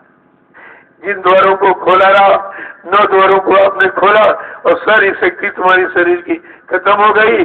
अगर 9 को बंद कर लो तो 10वां 9 के प्रेशर से खुल जाएगा। तभी आपको मना किया जा रहा कि घर गृहस्थी परिवार में तो रहो, थोड़ा संयम में रहो। जब नियम संयम में रहोगे तो जो द्वारों से आज तक देखकर आपने अपनी शक्ति को छीन किया वो बच जाएगी। अब आंखों का देखना कहते गुरु दर्शन, और किसी को नहीं देगी। कानों से सुनना, गुरुवाणी सुनेगा, और मुंह से बोलना गुरु बच्चों को याद करेगा और लोगों को याद कराएगा। और पैरों से चलकर का सत्संग में जाएगा और हाथों से सेवा करेगा।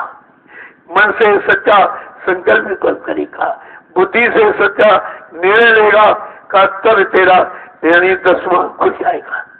देखो कितनी बड़ी सीख है। और ये रोज सबके साथ हो रही। ये नहीं बता जाल पा रहे कि अपना कोई होता तुम्हें जलाता, अपना कोई होता तुम्हारे खोपड़ी में बांस मारता। ये क्यों मारा? कहा ये 9 द्वार खोले रहा, उसी में शक्ति खराब करके पूरा जीवन नष्ट कर दिया। अगर ये 10वां खोल लेता तो इसका काम हो जाता। इशारा तो 10वें द्वार का ही है, लेकिन इशारे को समझेगा कौन? पहले संत महात्मा घर गृहस्थी में आते जाते रहते थे, वो आपको पूरा भेद बताते थे। घर गृहस्थी में रहने का यानी पूरा भेद बताते थे। और इसके बाद गृहस्थाश्रम के बाद में कहते कि मतलब उसको धीरे से ऊपर का बानप्रस्थ संन्यास, ये क्या है? अरे ये शरीर में तो है, ये कहीं बाहर कोई बिल्डिंग नहीं बनी कि बानप्रस्थ वहां है संन्यास और बेचारे जंगल बच गए, वहां कहां से बानप्रस्थ संन्यास हो जाएगा? और जब इसी में संन्यास, सारी आशाएं शून्य हो जाएं, सारी कामनाएं वासनाएं उमंगे और तरंगे यही इसी शरीर में खत्म हो जाए तो काम हो जाएगा, आपका काम हो जाएगा। लेकिन जब आप कभी सत्संग सुनते ही नहीं हो, सत्संग में आते नहीं, आते तो जब मन आए तो चले आए, ये कितनी देर में सब आए, क्या सत्संग की लगे, इनमें लगन कहाँ भी? अभी इच्छा नहीं है, वो तो किसी तरह से आ गए, कोई स्वार्थ लोभ लालच आ गए तो बेचारे यहाँ बैठ गए, लेकिन इनकी समझ में कुछ नहीं आया। ये परम पद का ज्ञान है, यहाँ का नहीं है। ये तो परम पद के दानी, दान करने आए, दान माने रास्ता, आपको देने आए, लेने नहीं आए, उसी रास्ते पर चलाकर तुमको परम पद की प्राप्ति कराएंगे, वो उनका ही काम है।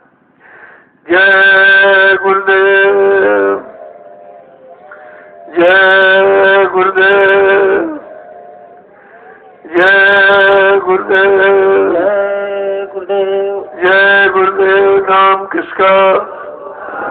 जय गुरुदेव। नाम किसका? प्रभु का। जय गुरुदेव। नाम किसका? प्रभु का। प्रभु का प्यारा नाम। जय गुरुदेव। जरा खड़े हो जाइए तो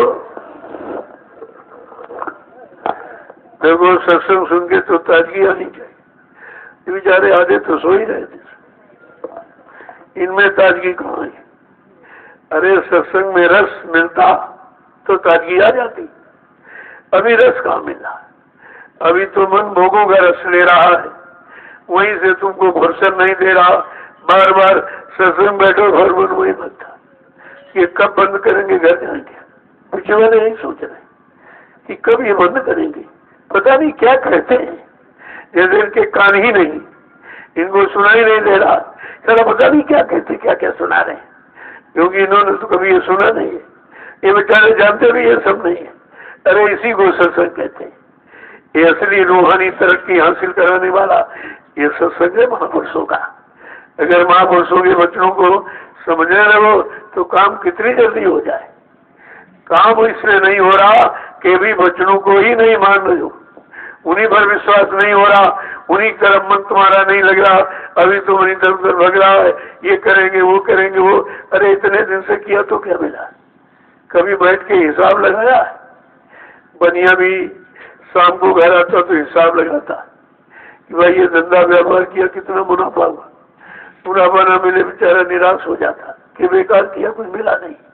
लेकिन ये जो शरीर मिला है, इसके बारे में कभी हिसाब लगाया?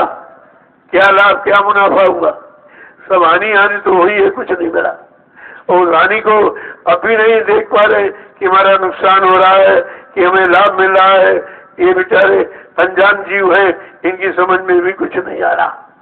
तो कहता है ऐसे नहीं आएगा, बहुरी काल करिए सत्संगा, बहुत समय तक सत्संग करते रहो, तब होए संशय सब भंगा, तब ये संशय भूल भरम आपका चला जाएगा। ऐसे जाने वाला नहीं है, इसलिए नित्य रोज करो, रोज करो, नित्य सत्संग करो। नित्य माने यहाँ भी सुनो और जब बैठो उसी का चिंतन करो कि आज ये वचन क्यों कहे गए, इन वचनों का मूल मकसद क्या है, इनका अर्थ क्या है, क्यों इतना जरूरी बता रहे हैं। क्या हमारे जो हम संसारी काम करते इससे भी जरूरी है सत्संग? जब ये तुलना करोगे बैठकर तब कहीं थोड़ा थोड़ा तुम्हारी समझ में आएगा। जय गुरुदेव, जय गुरुदेव, जय गुरुदेव। नाम किसका? जय गुरुदेव। नाम किसका? प्रभु का प्यारा नाम। जोर से बोलो, सब मिल बोलो, बोलना होगा, अभी से बोलो। दुख दर्द हरेंगे, सब कष्ट हरेंगे, सुख शांति भी देंगे। जय गुरुदेव। सबके दाता, जय गुरुदेव। सबके मालिक, जय गुरुदेव। प्रेम से बोलो। जय गुरुदेव। ये नाम नहीं इंसान का, नाम है प्रभु का। ये काम नहीं इंसान का, ये काम है प्रभु का। देखो कहते हैं जोर से बोलो। जोर माने जो जोर, जो ताकत जहाँ खर्च करके आपने अपने आप को बर्बाद कर दिया, गंदा कर दिया है, अब वो सारा जोर इधर लगाओ नाम के साथ। जोर से बोलो, यानी मतलब उधर की तरफ चलो। ये इशारा उधर की तरफ, ये सब काम उधर होने का, ये इशारा उधर के यहाँ के लिए नहीं किया जा रहा, उधर के लिए। सब काम तुम्हारा उधर का हो जाएगा अगर तुमने नाम की महिमा को समझ लिया। नाम ही तो काम करेगा, बिना नाम के तो काम होने वाला ही नहीं। जय गुरुदेव। अब आपके लिए सेवा में इस शरीर को सेवा से मांझो तो ये जितने कर्म कर्जे चले धीरे से उतर जाएंगे। ये सेवा क्यों कराई जा रही? तुम्हारा किससे किससे लेन देन है वो सब इसमें आएंगे। जो तुम ये बना रहे हो इमारत, इसमें आएंगे, बैठ के सुमरन ध्यान भजन करेंगे, सेवा करेंगे, सत्संग करेंगे और तुम्हारा कर्म कर्जा उतारेंगे। देखो कितना बड़ा राज रहस्य है। आपने बहुत बनाई, मकान आपने बहुत बनाए, मकान में रहते रहते जीवन व्यतीत हो गया, लेकिन इस मकान की उस मकान से तुलना नहीं की आपने। ये किस लिए निर्माण कार्य हो रहा कि आपका तन मन धन सब इसमें लग रहा है। तो तन मन धन इसलिए लग रहा कि तन से और मन से और धन से जो भी अच्छा बुरा किया वो सब लग गया है, वो धीरे से उतर जाए। सब कर्म कर्जा उतारने की बात। अभी कह रहे बनाओ थोड़ी, कहते गिरा दे उसको। तुम तो सोचने लगोगे इतना मजबूत बनाया, इतनी मेहनत, इतना पैसा रख के गिरा दो। अरे वो ये मत सोचो, तुम्हारा बनाने में कर्म कर्जा उतरा और कुछ का गिराने में उतार दिया जाएगा। यहाँ कर्म कर्जा उतारो, अपने घर की तरफ चलो। यहाँ बनाओ बिगाड़ कुछ नहीं, यहाँ बनाने बिगाड़ा कुछ आपको नहीं है। जब पहले वो समाधि बनाई गई मथुरा में तो बड़ी मजबूत थी, तो कुछ दिन बाद कहा कैसा करो, ये ठीक नहीं, इसको तोड़ दो। जब सब तोड़ने लगे तो कहने लगे ये सब क्यों करा रहे हैं, कितना पैसा लगा, कितनी मेहनत, कितने लोगों, लाख लोगों ने सेवा दिया और मेहनत किया। तो कहते देखो, कहते तोड़ दो, ठीक नहीं, ठीक नहीं। जब सत्संग सुनाया गया, अरे भाई तुम बनाने बिगाड़ने के चक्कर में क्यों, लाख लोगों ने बनाई, उनका बनाने में कर्म कर्जा उतर गया। अब लाख लोग इसको बिगाड़ेंगे, उनका बिगाड़ने में उतर जाएगा। तुम कर्म कर्जा उतारने के लिए ही तो ये सात्विक काम कराया जा रहा। और संगा संदेह भूल भ्रम करो, यहाँ कुछ बना नहीं रहेगा, सब बिगड़ेगा। जो बना है वो बिगड़ेगा। अगर बिगाड़ने का आदेश दिया जाए तो उसमें लोगों का कर्म कर्जा उतरेगा। अभी मकान आपने बनाया है तो 150-150 वर्ष बाद उसे बिगड़ जाएगा, लेकिन उसके बिगड़ने में किसी का कर्म कर्जा नहीं उतरेगा। तो महापुरुष ऐसे ही काम कराते जिसमें तुमको शंका पैदा हो। एक बार क्या हुआ, गुरु महाराज ने छप्पर छुआया, कल छप्पर छाओ। जब छप्पर छाया गया तो बड़े लोग खुश कि आदेश मिल गया, आदेश मिल गया, सेवा मिल गई, सेवा मिल गई, बड़े खुश। कहा ऐसा करो छप्पर को उठाओ, वो जगह ले चलो, तब भी खुश कि फिर सेवा मिल गई। फिर कहा ऐसा करो कि वहीं ले चलो।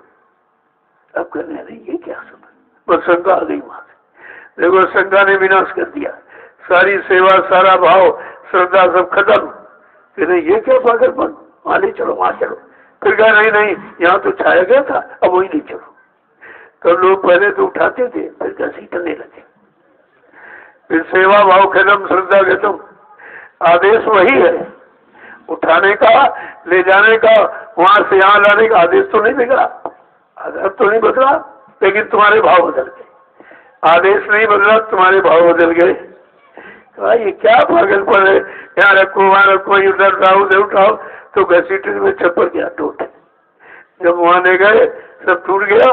कहने नहीं नहीं, जहाँ छाया गया तो वहीं ले चलो। फिर वहां लाए और सब क्रोध में, गुस्से में तब गुरु सब खत्म, क्रोध आगे आ गया। कहते ये क्या पागल, ये पागल हो गया गुरु क्या, यहाँ उठाओ वहां उठाओ, और सब फट जल गया। कहा ऐसा करो इसमें माचिस आग लगा दो। तो बिल्कुल एकदम विचार खत्म, एकदम पागल है गुरु, बुद्धि खराब हो, चलो तो जला दिया गया। तो सब भग गए। जब बुलाया कि भाई चलो सत्संग होगा, सत्संग होगा, कहा हाँ बस हो गया, सत्संग देख लिया। चले नहीं नहीं भाई आओ आओ आओ तो आओ। जब धीरज से आए कि समझाए बुझाए, कहा तुमने बहुत बड़ा काम कर लिया, और खुद ये कोई काम हो गया, छप्पर बना बिगाड़ दिया गया और जला दिया, कहते काम हो गया। कहते तुम नहीं जानते हो, तुम 5 बार छप्पर को ले गए और 5 बार फिर ले आए, तो 10 जन्मों के तुम्हारे कर्म कटे उतर गए, हमने उसमें आग लगा दी, तुम्हारे कर्मों में आग लगा दी गई, ये सब कर्म तुम्हारे जला दिए गए। देखो कैसे महापुरुष काम करते हैं, लेकिन हम सब जीव इतने अंधे हैं, इतने बहरे हैं, इतने बुद्धिहीन हैं कि हम समझ नहीं पाते कि भाई आदेश तो आदेश है, चाहे तुम उठाने का करो चाहे बिगाड़ने का करो, हमें आदेश से मतलब है। जब आदेश दोगे तो हम मजदूरी लेने के हकदार हैं, हम मजदूरी ले लेंगे, चाहे तुम बिगाड़ने का आदेश दो चाहे बनाने का आदेश करो।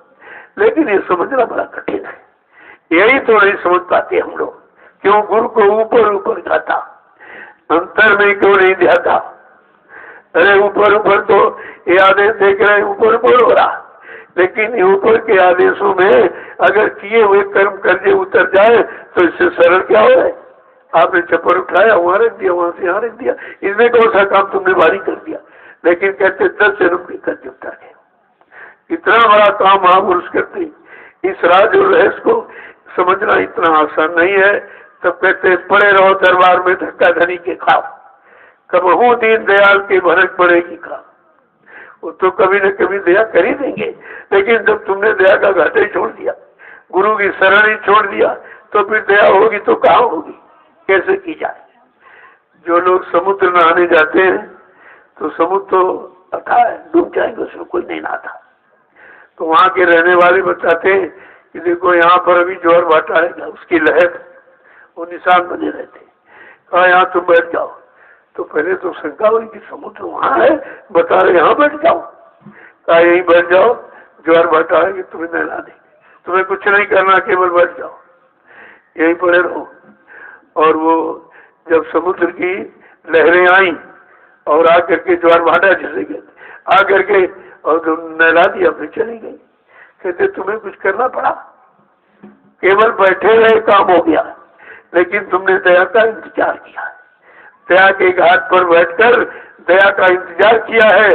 और यहाँ कोई घाट पर बैठा नहीं और इंतजार भी नहीं किया, सब भग गई, सब सरल छोड़कर ही सब भग गए, कोई नहीं बचा।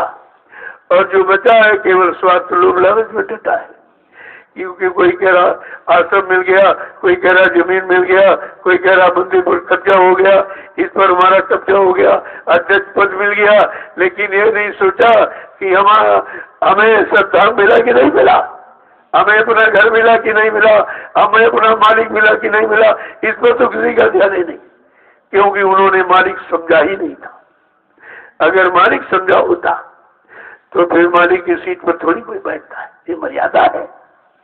आज भी जो 4 पहिए की गाड़ी चलाता है वो ड्राइवर भी मर्यादा में रहता, मालिक की सीट पर नहीं बैठता। जब मालिक बैठ जाता तब सीट पर बैठता चलाता है। यहाँ भी मर्यादा है, तो वहाँ गुरु की क्या मर्यादा रही? कोई मर्यादा रही और वो भी ड्राइवर बैठ गया। बड़े मतलब यार अफसोस की बात तो ये है कि ड्राइवर गुरु की गति पर बैठ गया, ये कैसे हो गया? और आपने कुछ समझा नहीं और तुम सब समर्थन कर रहे हो कि वो गुरु का अपमान कर रहा, और तुम अपने गुरु का अपमान करने वाले को न समझ पा रहे हो, उसी का समर्थन कर रहे हो। कौन सी तुम्हें पहचान है? न गुरु की पहचान न ड्राइवर की पहचान। अरे भाई संस्था का कोई रूल रेगुलेशन होता है, संस्था के कोई सिद्धांत होते हैं। किसी संस्था समिति का सिद्धांत पढ़िए कि मतलब यानी ड्राइवर कभी संस्था का व्यक्ति ही नहीं होता, वो तो प्राइवेट नौकर होता, हर महीने उसको तनख्वाह दी जाती। आज 100 लोग को दूसरा लोग तीसरा, कितने ड्राइवर आए, हजारों ड्राइवरों ने गाड़ी चलाई बाबा जी की, लेकिन किसी ने कभी यह नहीं कहा। और तुमने ये भी नहीं समझा कि ड्राइवर संस्था का व्यक्ति नहीं होता, वो तो प्राइवेट नौकर होता है, जब चाहो तो हटा तो दूसरा कर लो, क्योंकि वो पैसे लेता है, और संस्था के व्यक्ति सेवादार होते, कोई पैसा नहीं। इतनी छोटी पहचान आपको अपनी संस्था समिति की नहीं है, तो फिर संस्था को तुमने कैसे समझा कि हमारा, और जिस संस्था में 45 करोड़ सदस्य, और किसी से नहीं पूछा गया कि भाई संस्था की जिम्मेदारी किसको दी जाए, संस्था का जिम्मेदार किसको बनाया जाए, ना बनाए 45 करोड़, न किसी सत्संगी से पूछा गया, और जो संस्था के बनाए गए बड़े संगठन बना उनमें भी उपाध्यक्ष है, मंत्री है, उनसे किसी को नहीं पूछा गया। और ये मनमानी ढंग से, मतलब यानी प्रशासन ने अपनी निजी रिश्तेदारी निभाकर वो ड्राइवर को गति पर बैठा दिया, और तुमने कुछ नहीं समझा, न तुमने ड्राइवर को समझा। अरे भाई, जो मालिक का ड्राइवर रहा वो मालिक की सीट पर कैसे बैठेगा, कभी स्वीकार नहीं करेगा। अगर उसमें मर्यादा है और जानकर पद की गरिमा अगर जानता तो इस पर आपको विचार करना चाहिए। किसी ने विचार नहीं किया, ये कितना बड़ा गुरु का अपमान, और जो अपमान कर रहा उसी का सम्मान कर रहे हो, तुम उससे ज्यादा गुनहगार। गुरु का अपमान करने वाला तो दुश्मन होता है, जो हमारे गुरु का अपमान करे, हमारे गुरु का स्थान ले ले और गौरव गरिमा भूल जाए, वो तो इतना गुनहगार है जिसकी माफी नहीं मिल सकती कभी। और तुम सब उसी के तो बन गए। अब भी कह रहा हम तो मथुरा जाते हैं, क्या करने जाते हो, जाते मथुरा में, इसलिए क्या मथुरा पहले भी जाते थे तो किस लिए जाते थे, गुरु दरबार जाते थे, मथुरा नहीं जाते थे। मथुरा तो कंस के जमाने की बनी, तुम गुरु दरबार जाते थे गुरु के लिए। जब प्रचार कर दिया गया गुरु मर गए, आई नहीं तो मथुरा फिर करने क्या जाते हो, फिर गुरु के लिए नहीं जाते हो, चेले के लिए जाते। और चेला भी नहीं, ड्राइवर है, चेला भी तो नहीं है। अगर गुरुमुखी होता तो ये काम नहीं करता, और तुम मनमुखी और वो भी मनमुखी, अच्छा जोड़ मिल गया तुम्हारा। तो क्या आपने समझा, क्या गुरु की आपने महिमा की, और किसी की हिम्मत नहीं पड़ी, ये गलत है, ये गलत है, मर्यादा के खिलाफ, ये सिद्धांतों के वसूलों के खिलाफ है। ऐसा कभी नहीं हुआ, किसी ने नहीं कहा। जब मैं निकला, मैं पूछने के लिए, भाई ये बताओ आप लोगों ने ये क्यों किया, वो कहती अगर गुरु चला गया तो क्या तुमने देखा था, तुमने जाते देखा, कहते नहीं वो शरीर ले आए, हमने शरीर को खोल के देखा था, ये गुरु का शरीर था। कहते ये तो नहीं देखा, क्या खोल के दिखाया, कहते ये भी नहीं किया गया। फिर तुमने मान कैसे लिया, कैसे मान लिया आपने। जिस गुरु ने ये वादा किया है मैं परिवर्तन करने आया हूँ, परिवर्तन करके ही जाऊंगा, कोई माई का लाल हमें इस परिवर्तन से रोक नहीं सकता। फिर आप कैसे, क्या परिवर्तन हो गया। कहा था जब नाम दान दिया तब भी आपसे वादा किया कि मैं अजर अमर देश से आया हूँ, जब तक इन जीवात्माओं को अजर अमर देश नहीं पहुंचा लूंगा मैं चैन से बैठने वाला नहीं हूँ। जब तक मेरा एक भी जीव यहाँ रहेगा मैं बराबर मौजूद रहूंगा। जब मेरे जगह सारे जीव चले जाएंगे मैं पीछे से जाऊंगा। फिर आप ये भूल क्यों गए, सब गुरु वचन भूल गए, गुरु को भूल गए और ड्राइवर के पीछे चल पड़े। अरे ड्राइवर गाड़ी चलाना जानता कि संगत चलाना जानता, कि नाव बेड़ा चलाना जानता। तुम्हारी नैया को खे के उस पार लगा देगा, इस पर जो विचार आपको करना चाहिए था कुछ नहीं। सब जब मैंने पूछा कि तो निंदा करते, ये निंदा की हकीकत है, क्या सत्य कहना भी निंदा है। सत्य कहना अगर निंदा है तो झूठ कहना फिर क्या होगा, ये भी तो विचार करना चाहिए था। सत्य और झूठ के लिए स्कूल कॉलेज खोलेंगे, ये अच्छाई बुराई क्या बताने के लिए। थाने कचहरी कोर्ट न्यायालय अच्छाई सच्चाई बुराई बताने के लिए खोले गए। ये तो संतों का दरबार है, यहाँ सत्य ही कहा जाएगा और सत्य कभी पराजित नहीं होता। हाँ, परेशान तो किया जा सकता, गुमराह किया जा सकता है, लेकिन सत्य कभी पराजित नहीं होता है। अंततो गत्वा सत्य की ही विजय होती है। जय गुरुदेव, जय गुरुदेव। अब आप चलिए अपनी बड़ी सेवा में। उधर काम बाकी रह गया गेट का थोड़ा, कुछ लोग वहां चले जाओ, और बाकी लोग ये खेती बाड़ी पड़ी देखो उधर, और कोई सामान इधर उधर, उधर गिट्टी पड़ी बाहर, उसको भी अंदर कर लो, अंदर उसको भी डलवा दो, बाहर कोई सामान नहीं रहना चाहिए। तो सेवा भी लोगों को मिल जाएगी, कोई सेवा भी नहीं इस तरह की। जितना सामान बाहर पड़ा वो सब अंदर ला कर रखो, सेवा भी हो जाएगी, सुरक्षा दोनों काम हो जाएगा, क्योंकि तुम्हारा उसमें पैसा लगा हुआ है। तुम्हें लोगों ने सेवा दी, उसी से खरीदा गया सब, इसलिए तुम्हारा है। अपना समझ करके एक एक रोड़ी आपको उठा के अंदर रखनी, यही तो समझदारी है कि हमारा है, हम अपने को अपना समझकर हिसाब से रखेंगे ताकि हमारा पैसा खराब ना हो। और तुम यहाँ समझते हमारा ही नहीं, आश्रम है आश्रम, अरे आश्रम तुम्हारे तो है और तुम्हारे लिए है, तुम्हारे श्रम परिश्रम से ही ये बनाया जा रहा है, सारा काम तुम्हारे द्वारा हो रहा, और तुम अपनी चीज को अपना क्यों नहीं समझते। जय गुरुदेव, जय गुरुदेव। देखो जो भूमि सेवा के बारे में कहा गया है, क्योंकि बगैर जमीन के तो कुछ नहीं होगा। जब इतने लोग आ गए और ज्यादा आ जाएंगे, धीरे धीरे सभी आ जाएंगे। जब सत्यता को जान लेंगे तब आप बैठा लोगे कहाँ उनको। जमीन एक आधार है हमारा सबका, इसमें सबके लिए, अपने लिए ही नहीं सबके लिए, क्योंकि गुरु परिवार बहुत बड़ा है और सब परिवार आ जाएंगे तो यहाँ जगह तो है ही नहीं भी। जब थोड़े लोग आ जाते हो तो जगह नहीं रहती। तो ये भूमि इसलिए ली जा रही, और वो ऐसी भूमि है कि 88,000 ऋषियों की तपी, ये तपे वो तपो हुई भूमि, तपी हुई, इसको ले लो। तो ले लोगे तो इससे जो लोग आएंगे भविष्य में, क्योंकि जमीन कभी नष्ट नहीं होती, ये सेवा सबसे पवित्र सेवा है और ये अचल सेवा है। भूमि कभी खराब नहीं होगी, नष्ट होती नहीं, चोर चोरा नहीं रखता, इसमें कोई मतलब निर्बंधन नहीं कर सकता। तो इसको ले लीजिए, और जो आगे लोग आएंगे उनके बैठने का स्थान हो जाए, और तुम्हारी भी सुविधाएं हो जाए।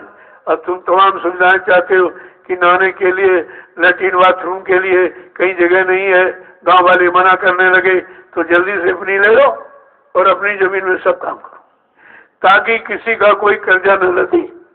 हम तो इस उद्देश्य से कहते, अपनी जमीन बना लो और अपनी जमीन पर ही सारे काम करो।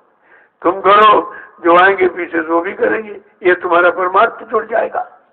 जो वो लाभ उठाएंगे वो तुम्हारी बनाई व्यवस्था से लाभ उठाएंगे, इसलिए उस व्यवस्था का लाभ तुमको भी मिलेगा।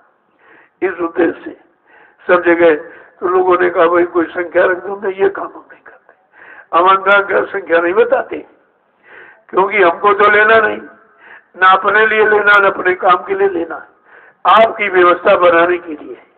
तो इसलिए गुरु का दशांश होता सभी लोग जानते कि हमारी आपकी कमाई में 10वांश, क्योंकि उन्होंने नाम दौलत हमें आपको दी।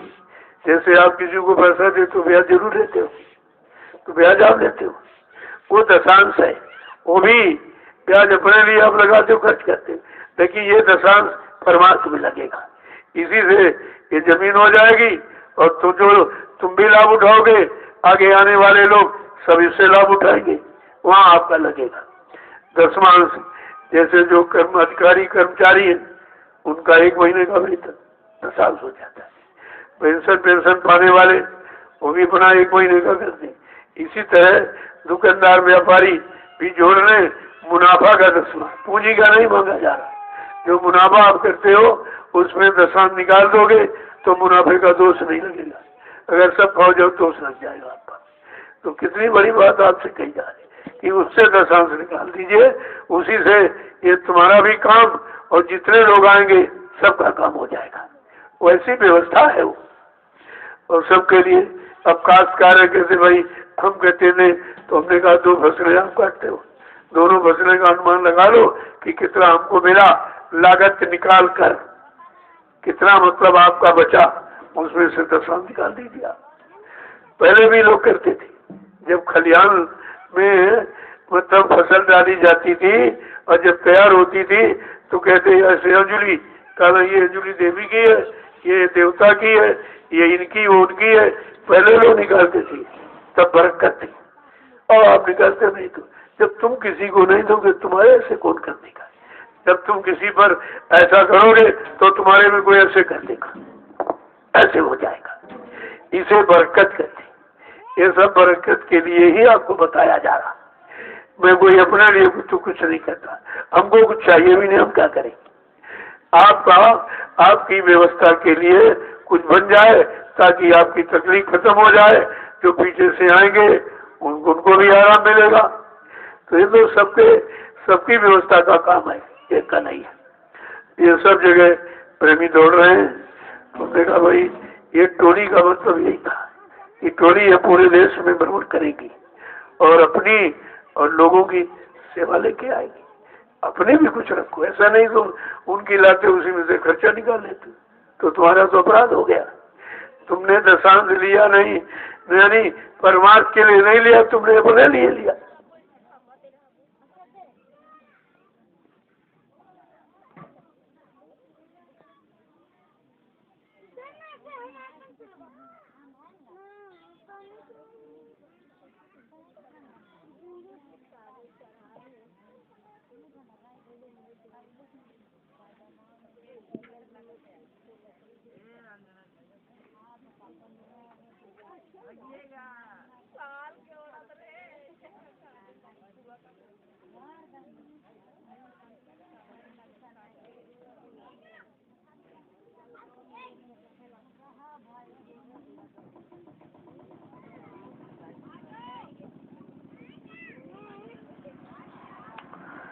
तुमको उनकी सेवा लाने के लिए कहा गया, उनकी सेवा खाने के लिए नहीं कहा गया है। एक तो तुम देते नहीं हो, जो प्रेमी देते उसका तुम खा लेते हो तो तुम हजम कर सकते हो।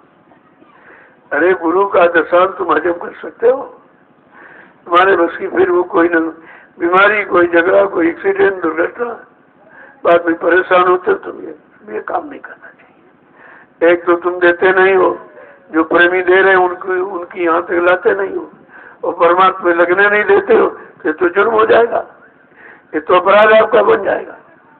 वही बात गए कि क्या करना था, क्या लागे करन, वही यही चंबा भारी है। किस काम के लिए गए और वो काम करके तो आए, लेकिन उस काम का सही जगह प्रयोग नहीं होने दिया तो ये दोस्त तुम्हारे बन लगेगा। इसलिए जो प्रेमी थे उनका एक एक पाई संभाल के लाइए आप, उसमें आपका कमीशन है, ऐसा नहीं है, वो दया का कमीशन, वो दया पर हो जाएगी, ये नहीं मतलब है। नहीं तो बात को समझा करें आप। जय गुरुदेव। अब ये राष्ट्रीय कार्यक्रम है सबका, वो बक्सर वालों का नहीं है, पूरे हिंदुस्तान का, सबका, क्योंकि राष्ट्रीय कार्यक्रम है। दादा गुरु की पूजा, सबकी पूजा, वो तो सबके थोड़े की, बक्सर वालों की तुम्हारे नहीं क्या, वो तो ऐसी पूजा है जो सबकी, और सबको इसमें भागीदार बनना चाहिए। मैंने इसीलिए कहा कि भाई 2 किलो गेहूँ चावल, दोनों चीजें 2 किलो और 25 रुपए पर व्यक्ति, परिवार में जितने सदस्य सबका लग जाए, सबको पुण्यतिथि का लाभ मिले, सबको मतलब यानी उस सेवा का लाभ मिले, तो सबके लिए ये हर राष्ट्रीय कार्यक्रम में रख दिया गया। पहले लोगों ने कहा कि अरे इतनी छोटी सेवा से क्या होगा, हमने कहा तुम अपना गुणा भाग मत लगाइए, इसी से सब हो जाएगा और बच भी जाएगा।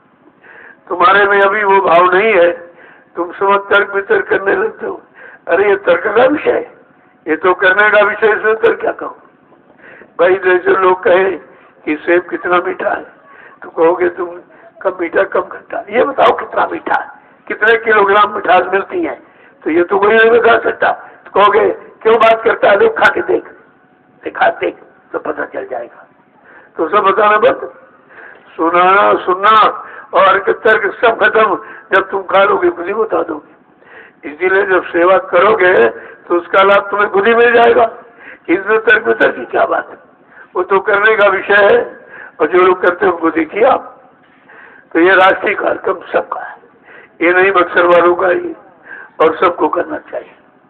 जैसे वहाँ भंडारे जो आस पड़ोस वाले सब वहाँ चले जाएंगे, वो भंडारे वहाँ चलेंगे। बाकी जो लोग 2 किलो गेहूं 2 किलो चावल जो वसूल करते हैं, ये राष्ट्रीय भंडारा है। वो राष्ट्रीय कार्यक्रम, ये राष्ट्रीय भंडारा है कि पूरे साल चलता है।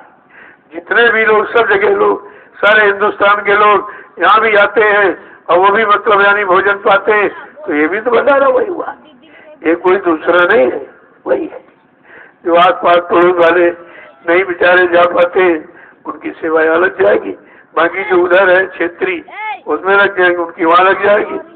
वहाँ तो केवल 5 दिन चलेगा भंडारा, यहाँ तो पूरी साल चलेगा, 365 दिन चलता है।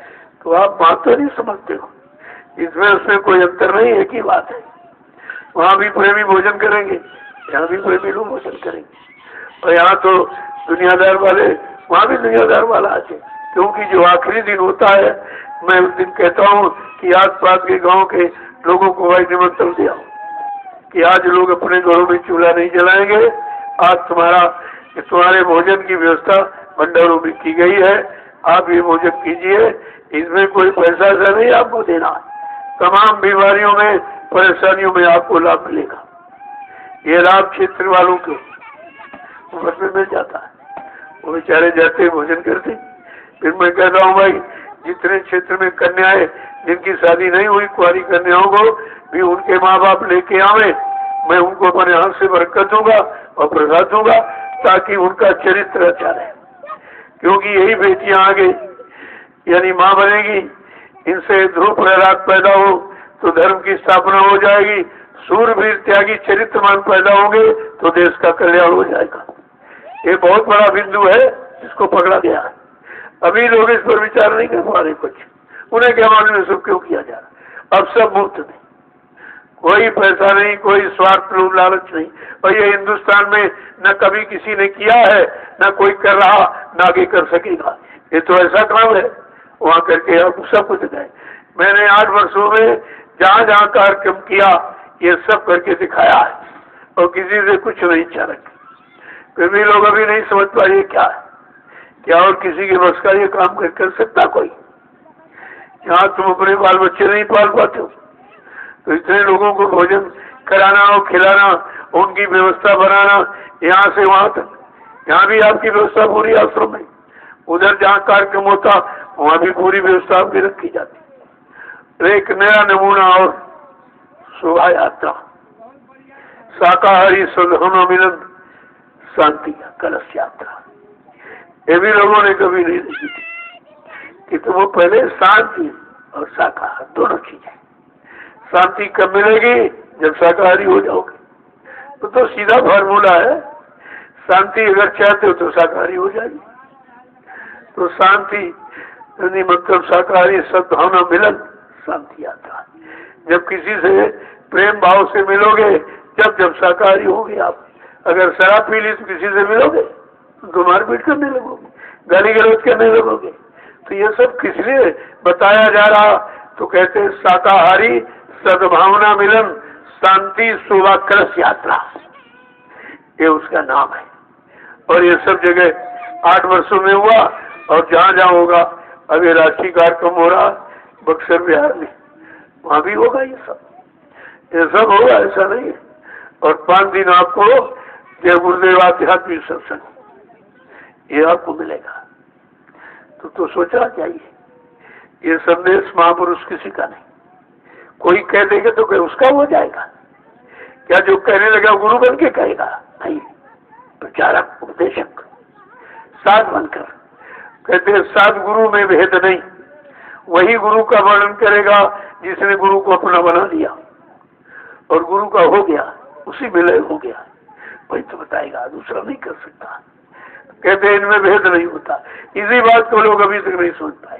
कहते वो तो जय गुरुदेव बनते हैं, अपने को गुरु कहते हैं, और ये कहते वो कहते। अरे भाई, किसी ने नहीं कहा तो हम कैसे कह देंगे?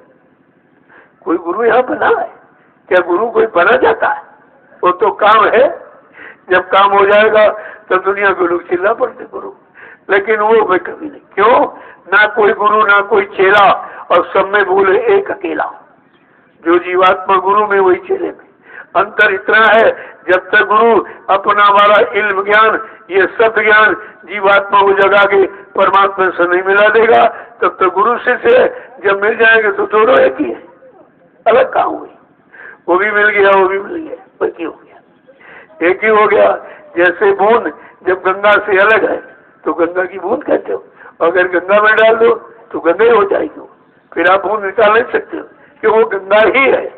अलग होने के कारण तुम उसे गंगा की बूंद कहते हो। इसीलिए जीवात्मा जब तक अलग है तब तक भिन्न भिन्न जातियों आप बना तो ये कहते हो, वो कहते हो। जिस दिन जीवात्मा परमात्मा मिल जाएगी वो परमात्मा ही हो जाएगी। बस इसी बात को तो समझना है। जय गुरुदेव। उस राष्ट्रीय कार्यक्रम में आश्रम का कोई व्यक्ति नहीं जाएगा, आप ही रहो, तुम्हारा तो यही सब कुछ है। क्योंकि वहां तो केवल सत्संग हो पाता, ना वो कोई सेवा होती और न मतलब इस तरीके का सत्संग ये नहीं होता है। ये तो रूहानी है, उधर तो जिस्मानी होता है, उधर आम सत्संग है। क्योंकि सब दुनिया संसार सभी लोग आते हैं, दुनिया भी संसारी भी आते हैं, इसलिए मिला जुला संदेश वहां दिया जाता। ये निखारिश है, तो आपका तो यही है, यही रही है। आप जो वहाँ पूजा का प्रसाद वहां से आ जाएगा, आपको यही मिल जाएगा, तो तुम्हारा तो काम सब हो जाएगा। इसलिए आप लोग यहीं रहिए, आश्रम में सुमरन ध्यान भजन करिए, को समय मिल जाएगा। क्योंकि कोई काम नहीं होगा, कोई छोटी मोटी सेवा रहेगी तो आप करना, बाकी मतलब यानी आपको केवल सुमरन ध्यान भजन के लिए ही ये 7-8 दिन आपको देखा जाएगा, एक सप्ताह कि आप कितना भजन करते हो, सब देखा जाएगा भाई कितना भजन करते हैं आप। जय गुरुदेव, जय गुरुदेव, जय गुरुदेव। नाम किसका, जय गुरुदेव नाम किसका, प्रभु का प्यारा नाम। देखो पूछ लो कोई सेवा हो राजमिस्त्रियों से, ये वहाँ कुछ अभी काम बाकी है, वो मुख्य द्वार का वो जल्दी से तैयार कर देंगे। इसकी कितनी जल्दी हो जाए वो अच्छी बात है, आप तैयार कर दीजिए उसको। और ये आपके लिए ये कार्यक्रम के 7-8 दिन का मौका बीच में मिलेगा आपको, इसमें आपका एक काम हो जाएगा। और कोई अगर व्यवस्था बन गई तो आपको सेवा बता दी जाएगी। जब तक उधर सत्संग चलेगा तब तक आप सेवा यहाँ करोगे, भजन करो, तुम्हारे लिए आदेश उधर के लिए हुआ। वो तो बेचारे बहुत गरीब देश है बिहार, वो आ नहीं पाते। दूसरा लॉकडाउन कर ट्रेनें बंद हो गई, अब वो अगर पैसेंजर ट्रेन चलती होती तो गरीब उसमें आ जाते, बहुत बड़ी भीड़ हो जाती, लेकिन यहाँ नहीं आ पाते।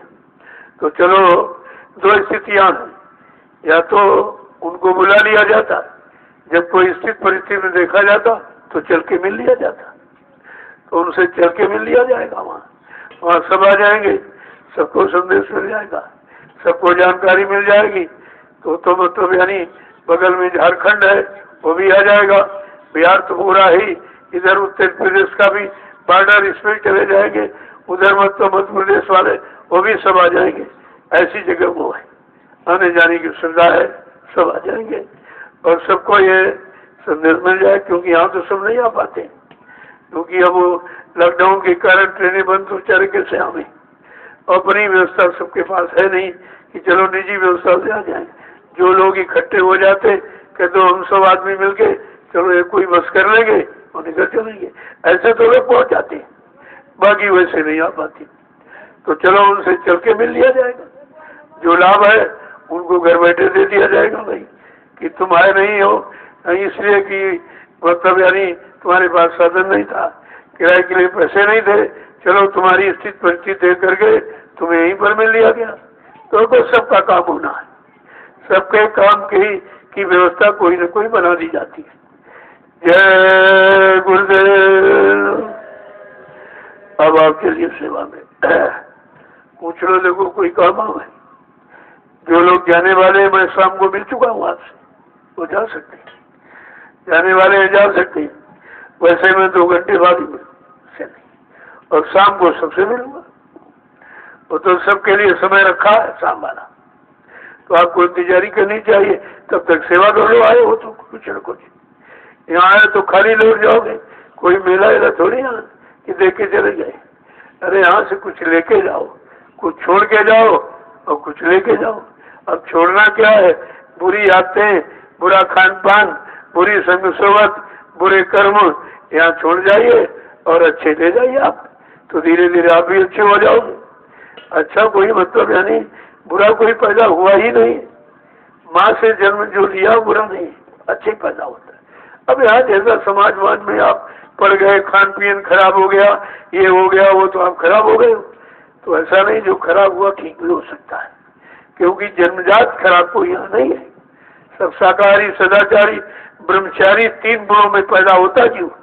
और 3 में से तुम्हारे पास पहले गुण तुम शाकाहारी नहीं ले पाए, इसीलिए पीछे वाले भी तो खराब हो गए आप। तो बात समझनी चाहिए, आए हो तो कुछ सेवा करो, कुछ कर लो तो अच्छा रहेगा। वैसे मैं सबसे मिल चुका हूँ, कल आप जा सकते हैं। जय गुरुदेव। कल देखो प्रसाद भी आपको दिन में भी बांटा और शाम को बांटा। अब प्रसाद मिल गया तो आप घर जा सकते हो, कोई पाबंदी नहीं है। लेकिन जो रहने वाले अपना रहेंगे, अपना सेवा करते, भजन करते, क्योंकि बड़े मुश्किल से समय निकलता है घर गृहस्थी से। आए हो तो यहाँ कमाई कर लो, क्योंकि ये काम घर में नहीं हो सकता कि सत्संग, सेवा और भजन, ये तीनों काम घर में नहीं हो सकता। क्यों? घर में तुम्हारी घर जैसी व्यवस्था, सब तरह के कर्म वहाँ किए वो अच्छे बुरे, तो वहाँ कैसे भजन होगा? अगर वहाँ हो जाए तो फिर आश्रम बनाने की जरूरत ही क्या थी? सब लोग घर गृहस्थाश्रम में कर लेते। लेकिन युक्ति बताई जाती है कि धीरे धीरे अभ्यास घर गृहस्थी में करोगे तो एक न एक दिन तुम्हारे भाव खुद ही बन जाएंगे कि हमने सब कुछ करके देख लिया, चलो आश्रम चले, वहीं पर सेवा करूंगा और सत्संग सुनूंगा, भजन करूंगा।